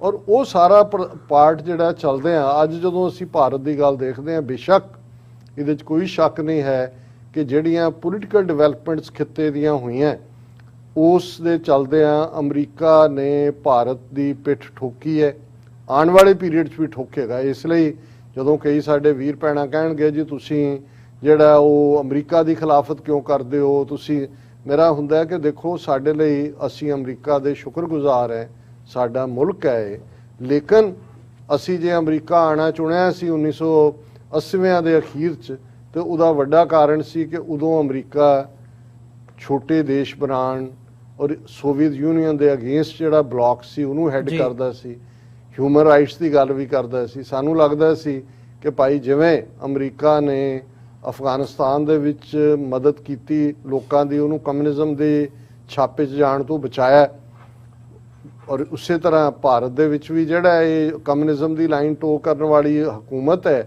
ਉਹਨਾਂ ਦੀ ਸੈਟੇਲਾਈਟ ਕੰਟਰੀ ਬਣੀ ਹੋਈ ਸੀ, ਇਹ ਖਾਲਿਸਤਾਨ ਦੀ ਕਾਇਮੀ 'ਚ ਰੋਲ ਅਦਾ ਕਰਨਗੇ। 9/11 ਤੋਂ ਬਾਅਦ ਹਾਲਾਤ ਬਦਲੇ, ਦੁਨੀਆ ਭਰ ਦੇ ਵਿੱਚ ਜਿਹੜਾ ਮਿਲੀਟੈਂਟ ਫਰੀडम ਫਾਈਟਰ ਔਰ ਟੈਰਰਿਸਟ ਉਹ ਟੈਰਰਿਜ਼ਮ ਦੇ ਖਾਤੇ 'ਚ ਪੈ ਗਿਆ, ਔਰ ਹੁਣ ਚੀਨ ਦੀ ਐਮਰਜੈਂਸ ਇਹਨਾਂ ਸਾਲਾਂ 'ਚ ਹੁੰਦੀ ਹੈ, ਔਰ ਇਸ ਵੇਲੇ ਭਾਰਤ ਪੂਰੀ ਤਰ੍ਹਾਂ ਅਮਰੀਕਾ ਦੇ ਖੈਮੇ 'ਚ ਹੈ। ਇਸ ਲਈ ਅਮਰੀਕਾ ਭਾਰਤ ਕੀ ਕਰ ਰਿਹਾ ਹੈ, ਇਕੱਲਾ ਇਹ ਨਹੀਂ, ਹੁਣ ਅਮਰੀਕਾ ਈਸਾਈ ਮੈਜੋਰਿਟੀ ਮੁਲਕ ਹੈ, ਉੱਥੇ ਈਸਾਈਆਂ ਦੇ ਨਾਲ ਕੀ ਸਲੂਕ ਹੋ ਰਿਹਾ, ਮਾਸ ਜਿਹੜੇ ਗੈਂਗ ਰੇਪ ਉਹਨਾਂ ਦੀਆਂ ਨਨਸ ਦੇ ਨਾਲ, ਉਹਨਾਂ ਦੇ ਸਕੂਲਾਂ 'ਚ ਉਹਨਾਂ ਦਾ ਇੱਕ ਇੰਚਾਰਜ ਸੀ ਵੱਡਾ, ਉਹਨਾਂ ਦੀ ਕੀ ਲਫ਼ਜ਼ ਡਾਇਓਸੀਸ ਹੁੰਦੀ ਹੈ, ਉਹਨੇ ਕਿਹਾ ਇੱਥੇ ਇੱਕ ਵਾਰ ਵੈਟੀਕਨ ਉਹਨਾਂ ਦੀ ਐਮਬੈਸੀ ਹੈ, ਅਸੀਂ ਮਿਲਣ ਗਏ ਜੀ, ਔਰ ਉਹਦੇ 'ਚ ਉਹਨੇ ਕਿਹਾ ਕਿ ਵੀ ਈਵਨ ਮੈਂ ਅੱਜ ਭਾਰਤ ਦੇ ਕਿਸੇ ਵੀ ਸ਼ਹਿਰ ਦੇ ਬਾਜ਼ਾਰ 'ਚ ਆਪਣਾ ਟ੍ਰੈਡੀਸ਼ਨਲ ਜਿਹੜਾ ਪਹਿਰਾਵਾ ਉਹਨਾਂ ਦਾ ਹੁੰਦਾ ਪ੍ਰੀਸ ਦਾ, ਉਹ ਪਾ ਕੇ ਨਹੀਂ ਜਾਂਦਾ, ਕਿਉਂਕਿ ਮੈਨੂੰ ਇਹ ਹੁੰਦਾ ਵੀ ਮੈਂ ਹਮਲੇ ਦਾ ਸ਼ਿਕਾਰ ਹੋਵਾਂਗਾ। ਲੇਕਿਨ ਕਿਉਂ ਇਹਨਾਂ ਨੇ ਅੱਖਾਂ ਮਿੱਟੀਆਂ ਹੋਈਆਂ ਨੇ? ਕਿਉਂਕਿ ਇਹਨਾਂ ਦਾ ਉਹ ਜਿਹੜਾ ਸਟ੍ਰੈਟੇਜਿਕ ਔਰ ਦੂਸਰਾ ਇੰਟਰਸਟ ਸਰਵ ਹੁੰਦਾ। ਲੇਕਿਨ ਬਹਾਦਰ ਕਸ਼ਮੀਰੀਆਂ ਨੂੰ ਵੀ ਸੈਲਿਊਟ ਕਿ 2 ਸਾਲ ਤੋਂ ਜ਼ਿਆਦਾ ਹੋ ਗਿਆ 1 ਮਿਲੀਅਨ ਫੌਜ ਇਹਨਾਂ ਨੇ ਉੱਥੇ ਰੱਖੀ ਹੋਈ ਹੈ, ਹਰ ਕਿਸਮ ਦੀ ਤਕਲੀਫ ਜ਼ੁਲਮ ਦੀ ਚੱਕੀ ਤੇਜ਼ੀ ਨਾਲ ਚੱਲ ਰਹੀ ਹੈ, ਪਰ ਕਸ਼ਮੀਰੀ ਬਹਾਦਰੀ ਦੇ ਨਾਲ ਖੜੇ ਨੇ। ਔਰ ਜ਼ਾਹਰ ਹੈ ਕਿ ਅੱਜ ਜਿਹੜਾ ਪ੍ਰੋਟੈਸਟ ਦੁਪਹਿਰ ਨੂੰ 1 ਤੋਂ 3 ਵਜੇ ਤੱਕ ਕਸ਼ਮੀਰੀਆਂ ਦਾ ਹੋਇਆ, ਸਾਡੀ ਸ਼ਮੂਲੀਅਤ ਸੀ ਉਹਦੇ 'ਚ, ਕਿਉਂਕਿ ਅਸੀਂ ਇਹ ਮਹਿਸੂਸ ਕਰਦੇ ਹਾਂ ਕਿ ਅਲਟੀਮੇਟਲੀ ਜਿਹੜਾ ਹੈ ਉਹ ਵਾਸ਼ਿੰਗਟਨ DC ਹੋਏ, ਨਿਊਯਾਰਕ ਹੋਏ, ਅਸੀਂ 30 ਸਾਲਾਂ ਤੋਂ ਕਸ਼ਮੀਰੀ ਕਾਜ਼ ਦੇ ਜਿਹੜੇ ਹੈ ਨਾਲ ਦੀ ਨਾਲ ਉਸ 'ਤੇ ਝੰਡਾ ਬਰਦਾਰ ਹੈ। ਔਰ ਅਮਰੀਕਾ 'ਚ ਜਦੋਂ ਅਸੀਂ ਗੱਲ ਕਰ ਰਹੇ ਹਾਂ, ਜਦੋਂ ਉਹਨਾਂ ਨੇ ਹਡਸਨ ਇੰਸਟੀਚਿਊਟ ਨੇ ਆਪਣੀ ਰਿਪੋਰਟਸ ਕਸ਼ਮੀਰੀਆਂ ਔਰ ਖਾਲਿਸਤਾਨੀਆਂ ਨੂੰ ਵੀ ਇੱਕ ਥਾਂ ਤੇ ਲਿਆ ਕੇ ਫਿਰ ਪਾਕਿਸਤਾਨ ਦੇ ਨਾਲ ਜੋੜਿਆ, ਤੇ ਮੈਂ ਇਹ ਕਿਹਾ ਜੀ ਇਹ ਤਾਂ ਸਾਡੇ ਲਈ ਬੈਜ ਆਫ ਆਨਰ ਹੈ ਕਿ ਵੀ ਅਸੀਂ ਸਮਝਦੇ ਹਾਂ ਕਿ ਇਹੀ ਨਹੀਂ ਕਿ ਕਸ਼ਮੀਰੀਆਂ ਦੀ ਅਸੀਂ ਹਮਾਇਤ ਕਰਦੇ, ਸਿੰਪੈਥਾਈਜ਼ ਕਰਦੇ ਹਾਂ, ਅਸੀਂ ਐਮਪੈਥਾਈਜ਼ ਕਰਦੇ। ਇਸੇ ਤਰ੍ਹਾਂ ਨਾਰਥ ਈਸਟ ਦੀਆਂ 7 ਸਟੇਟਾਂ, ਜੇ ਤੁਸੀਂ ਅਸਾਮ ਔਰ ਮਿਜ਼ੋਰਮ ਦੇ ਵਿਚਾਲੇ ਝੜਪ ਦੇਖੋ ਜਿਹਦੇ 'ਚ ਅਸਾਮੀ ਸੋਲਜਰ ਮਾਰੇ ਜਾਂਦੇ ਨੇ, ਤੇ ਇਹ ਦੱਸਦਾ ਹੈ ਕਿ ਭਾਈ ਉਹਨਾਂ ਸਟੇਟਾਂ ਦੀਆਂ ਹੱਦਾਂ ਇਸ ਵੇਲੇ ਮੁਲਕਾਂ ਦੀਆਂ ਹੱਦਾਂ ਵਾਂਗ ਬਣ ਗਈਆਂ ਨੇ। ਚੈਲੰਜ ਜਿਹੜਾ ਹਿੰਦੂਤਵਾ ਨੂੰ ਹੈ ਉਹ ਵਿਦਿਨ ਮੇਨਲੈਂਡ ਵੀ ਆਏਗਾ। ਬੰਗਾਲ 'ਚ ਜਿਵੇਂ ਮਮਤਾ ਬੈਨਰਜੀ, ਭਾਵੇਂ ਉਹਨੇ ਕੋਈ ਸੈਪਰੇਟਿਜ਼ਮ ਦਾ ਝੰਡਾ ਖੜਾ ਨਹੀਂ ਕੀਤਾ ਹੋਇਆ, ਪਰ ਉਹਨੇ Bengali identity versus Hindutva identity ਦੇ ਮੁੱਦੇ ਦੇ ਉੱਤੇ ਇਹਨਾਂ ਸਾਰਿਆਂ ਨੂੰ ਜਿਹੜਾ ਡਿਫੀਟ ਕੀਤਾ। ਇਸੇ ਤਰ੍ਹਾਂ ਬਾਕੀ ਥਾਵਾਂ ਦੇ ਉੱਤੇ ਵੀ ਆਪਣੀ ਆਈਡੈਂਟੀਟੀ ਦੀ ਗੱਲ, ਜੇ ਅਸੀਂ ਕਿਸਾਨ ਦੇ ਐਜੀਟੇਸ਼ਨ ਦੀ ਵੀ ਜੇ ਪ੍ਰਾਪਤੀਆਂ ਦੀ ਗੱਲ ਕਰੀਏ, ਤੇ ਹਰਿਆਣਾ ਜਾਂ ਵੈਸਟਰਨ ਯੂਪੀ ਦਾ ਉਹ ਖਿੱਤਾ ਜਿਹਦੇ 'ਚ ਉਹਨਾਂ ਨੇ ਜਿਹੜੇ ਜਾਟ ਕਿਸਾਨਾਂ ਨੂੰ ਭੜਕਾ ਕੇ ਹਮੇਸ਼ਾ ਸਿੱਖਾਂ ਦੇ ਖਿਲਾਫ ਭੁਗਤਾਉਂਦੇ ਰਹੇ, ਨਵੰਬਰ 84 'ਚ ਵੀ ਅਦਰਵਾਈਜ਼, ਉਹ ਅੱਜ ਸਾਡੇ ਨਾਲ ਖਲੋਤੇ ਨੇ ਜਾਂ ਹਮਦਰਦੀ ਦਾ ਇਜ਼ਹਾਰ ਕਰਦੇ ਨੇ, ਕਿਉਂਕਿ ਹਿੰਦੂਤਵਾ ਦੀ ਇਹ ਨਫ਼ਰਤ ਦੀ ਆਈਡੀਓਲੋਜੀ, ਨਫ਼ਰਤ ਦੀ ਡਿਫੀਟ ਹੁੰਦੀ ਹੈ। ਹਿਟਲਰ ਦੇ ਨਾਲ ਕੰਪੇਅਰ ਤਾਂ ਕੀਤਾ, ਨਾਜ਼ੀਆਂ ਦੀ ਤਰਜ਼ ਦੀ, ਪਰ ਨਾਜ਼ੀਆਂ ਦਾ ਹਸ਼ਰ ਕੀ ਹੋਇਆ, ਜਰਮਨ ਦਾ ਹਸ਼ਰ ਕੀ ਕੀਤਾ, ਇਸੇ ਡਾਇਰੈਕਸ਼ਨ ਦੇ ਵਿੱਚ ਹੀ ਇਹ ਜਾ ਰਹੇ ਨੇ। ਸੋ ਮੈਨੂੰ ਇਹ ਕੋਈ ਭੁਲੇਖਾ ਨਹੀਂ ਹੈ, it's A matter of time ਕਿ ਇਸ ਦੀਆਂ ਜੜ੍ਹਾਂ ਖੋਖਲੀਆਂ ਹੋ ਚੁੱਕੀਆਂ। ਸਿੱਖਾਂ ਨੇ ਆਪਣੀ ਕੁਰਬਾਨੀ ਦੇ ਨਾਲ, ਕਸ਼ਮੀਰੀਆਂ ਨੇ ਆਪਣੀ ਕੁਰਬਾਨੀ ਦੇ ਨਾਲ, ਭਾਰਤ ਭਰ ਦੇ ਵਿੱਚ ਜਿਹੜੇ ਜਸਟਿਸ ਲਵਿੰਗ ਲੋਕ ਨੇ ਉਹਨਾਂ ਨੇ ਆਪਣੀ ਬੁਲੰਦ ਆਵਾਜ਼ ਨਾਲ ਇਹਦੀਆਂ ਜੜ੍ਹਾਂ ਹਿਲਾ ਦਿੱਤੀਆਂ ਹੋਈਆਂ। ਇਹ ਟਰੀ ਅੱਜ ਕਲੈਪਸ ਕਰਦਾ, ਕੱਲ ਕਰਦਾ, ਹੋਰ ਵਰੇ ਲੱਗ ਜਾਂਦੇ ਨੇ। ਇਹ ਟਾਈਮ ਐਂਡ ਸਪੇਸ ਜਿਹੜਾ ਇਹ ਰੱਬ ਦਾ ਮਹਿਕਮਾ ਹੈ। ਲੇਕਿਨ ਇੱਕ ਗੱਲ ਯਕੀਨੀ ਹੈ ਕਿ ਜ਼ੁਲਮ ਦਾ ਅੰਤ ਹੁੰਦਾ ਹੈ। ਜ਼ੁਲਮੀ ਰਾਜ ਦੁਨੀਆ ਦੇ ਵਿੱਚ 7-8 ਹਜ਼ਾਰ ਸਾਲ ਦੀ ਇਨਸਾਨੀ ਤਾਰੀਖ ਦੇ ਵਿੱਚ ਬੜੇ ਐਮਪਾਇਰ, ਰੋਮਨ ਐਮਪਾਇਰ, ਔਰ 20ਵੀਂ ਸਦੀ 'ਚ ਬ੍ਰਿਟਿਸ਼ ਐਮਪਾਇਰ, ਉਸ ਤੋਂ ਪਹਿਲਾਂ ਓਟੋਮੈਨ ਐਮਪਾਇਰ 700-800 ਸਾਲ ਕਿੱਥੇ ਗਏ ਸਾਰੇ? ਕਿਉਂਕਿ ਅਲਟੀਮੇਟਲੀ ਜਦੋਂ ਜ਼ੁਲਮ ਦੇ ਮੁਗਲਿਆ ਐਮਪਾਇਰ ਸਾਡੇ ਖਿੱਤੇ, ਕਿ ਜਦੋਂ ਤੁਸੀਂ ਜ਼ੁਲਮ ਦਾ ਸਹਾਰਾ ਲੈਂਦੇ ਹੋ, ਅਲਟੀਮੇਟਲੀ ਤੁਸੀਂ ਕੁਝ ਲੋਕਾਂ ਨੂੰ ਦਬਾ ਸਕਦੇ ਹੋ, ਮਾਰ ਸਕਦੇ ਹੋ, ਕੁਝ ਨੂੰ ਖਰੀਦ ਸਕਦੇ ਹੋ, ਪਰ ਇਸ ਕਾਇਨਾਤ ਦਾ ਮਾਲਕ ਰੱਬ ਹੈ। ਰੱਬ ਸੱਚ ਦਾ ਦੂਸਰਾ ਨਾਂ ਹੈ। ਔਰ ਬਾਬਾ ਗੁਰੂ ਨਾਨਕ ਸਾਹਿਬ ਦਾ ਇਹ ਫਰਮਾਨ ਹੈ, ਕੂੜ ਨਿਖੁੱਟੈ ਨਾਨਕਾ ਓੜਕ ਸੱਚ ਰਹੀ, ਕਿ ਕੂੜ ਝੂਠ ਅਲਟੀਮੇਟਲੀ ਹਾਰਦਾ, ਡਿੱਗਦਾ, ਤੇ ਸੱਚ ਦੀ ਹਮੇਸ਼ਾ ਜਿੱਤ ਹੁੰਦੀ ਹੈ। ਸੋ ਅਸੀਂ ਸਮਝਦੇ ਹਾਂ ਕਿ ਅਸੀਂ ਜਿੱਤਾਂਗੇ। ਦਰਿਆਏ ਜਮਨਾ ਤੋਂ ਵਾਘਾ ਤੱਕ ਇੰਡੀਪੈਂਡੈਂਟ ਸੋਵਰਨ ਨੇਸ਼ਨ ਬਹੁਤ ਜਲਦੀ ਦੁਨੀਆ ਦੇ ਨਕਸ਼ੇ ਤੇ ਖਾਲਿਸਤਾਨ ਨਾਂ ਦੇ ਥੱਲੇ ਹੋਂਦ 'ਚ ਆਏਗਾ। ਕਸ਼ਮੀਰੀ ਵੀ ਆਪਣੀ ਆਜ਼ਾਦੀ ਦਾ ਹੱਕ ਹਾਸਲ ਕਰਨਗੇ। ਨਾਰਥ ਈਸਟ ਦੇ ਨਾਗੇ, ਮੀਜ਼ੋ, ਮਨੀਪੁਰੀ ਇਹ ਵੀ ਲਿਬਰੇਟ ਹੋਣਗੇ। ਔਰ ਬਹੁਤ ਜਲਦੀ ਇਸ ਨਿਊਯਾਰਕ ਸ਼ਹਿਰ ਦੇ ਅੰਦਰ ਇਸੇ ਹੀ ਯੂਨਾਈਟਿਡ ਨੇਸ਼ਨ ਜਨਰਲ ਅਸੈਂਬਲੀ ਦੇ ਸੈਸ਼ਨ 'ਚ ਸਾਡੇ ਮੁਲਕਾਂ ਦੇ ਜਿਹੜੇ ਰਿਪਰੈਜ਼ੈਂਟੇਟਿਵ ਨੇ, ਪ੍ਰੈਜ਼ੀਡੈਂਟ ਨੇ, ਉਹ ਇਸ UN ਸੈਸ਼ਨ ਨੂੰ ਐਡਰੈਸ ਕਰ ਰਹੇ ਹੋਣਗੇ। ਜੀ ਡਾਕਟਰ ਸਾਹਿਬ, ਬਹੁਤ ਬਹੁਤ ਧੰਨਵਾਦ ਵਿਚਾਰ ਸਾਂਝੇ ਕਰਨ ਦੇ ਲਈ। ਜਿਹੜੇ ਦਰਸ਼ਕ ਸਾਡੇ ਨਾਲ ਦੁਨੀਆ ਭਰ ਦੇ ਵਿੱਚੋਂ ਇਸ ਵਕਤ ਜੁੜੇ ਹੋਏ ਆ, ਮੈਂ ਉਮੀਦ ਕਰਦਾ ਅੱਜ ਦੀ ਸਾਡੀ ਇਹ ਵਿਚਾਰ ਚਰਚਾ ਤੁਹਾਨੂੰ ਜ਼ਰੂਰ ਪਸੰਦ ਆਈ ਹੋਵੇਗੀ। ਸੋ ਜਾਂਦੇ ਜਾਂਦੇ ਮੈਂ ਬੇਨਤੀ ਵੀ ਜ਼ਰੂਰ ਕਰਨੀ ਚਾਹੂੰਗਾ, ਇਸ ਪਲੇਟਫਾਰਮ ਨੂੰ TV84 ਨੂੰ ਅੱਗੇ ਵਧਾਉਣ ਦੇ ਲਈ ਤੁਹਾਡੀ ਸਹਾਇਤਾ ਦੀ ਸਾਨੂੰ ਲੋੜ ਹੈ। ਤੁਸੀਂ ਸਾਡੀ ਵੈਬਸਾਈਟ ਦੇ ਉੱਤੇ ਜਾ ਕੇ ਸਾਨੂੰ ਡੋਨੇਟ ਕਰ ਸਕਦੇ ਹੋ www.tv84.tv, ਜਾਂ ਫਿਰ ਚੈੱਕ ਰਾਹੀਂ ਵੀ ਡੋਨੇਸ਼ਨਸ ਆਪਣੀਆਂ ਭੇਜ ਸਕਦੇ ਹੋ। TV84 ਦੇ ਨਾਂ ਦਾ ਚੈੱਕ ਬਣਾ ਕੇ ਸਾਡੇ ਐਡਰੈਸ ਦੇ ਉੱਤੇ ਤੁਸੀਂ ਮੇਲ ਕਰ ਸਕਦੇ ਹੋ, 3601 37th ਐਵੇਨਿਊ, ਲੌਂਗ ਆਈਲੈਂਡ ਸਿਟੀ, ਨਿਊਯਾਰਕ 11101। ਵੈਬਸਾਈਟ ਇੱਕ ਵਾਰ ਫਿਰ ਦੱਸਦੇ ਹਾਂ, www.tv84.tv।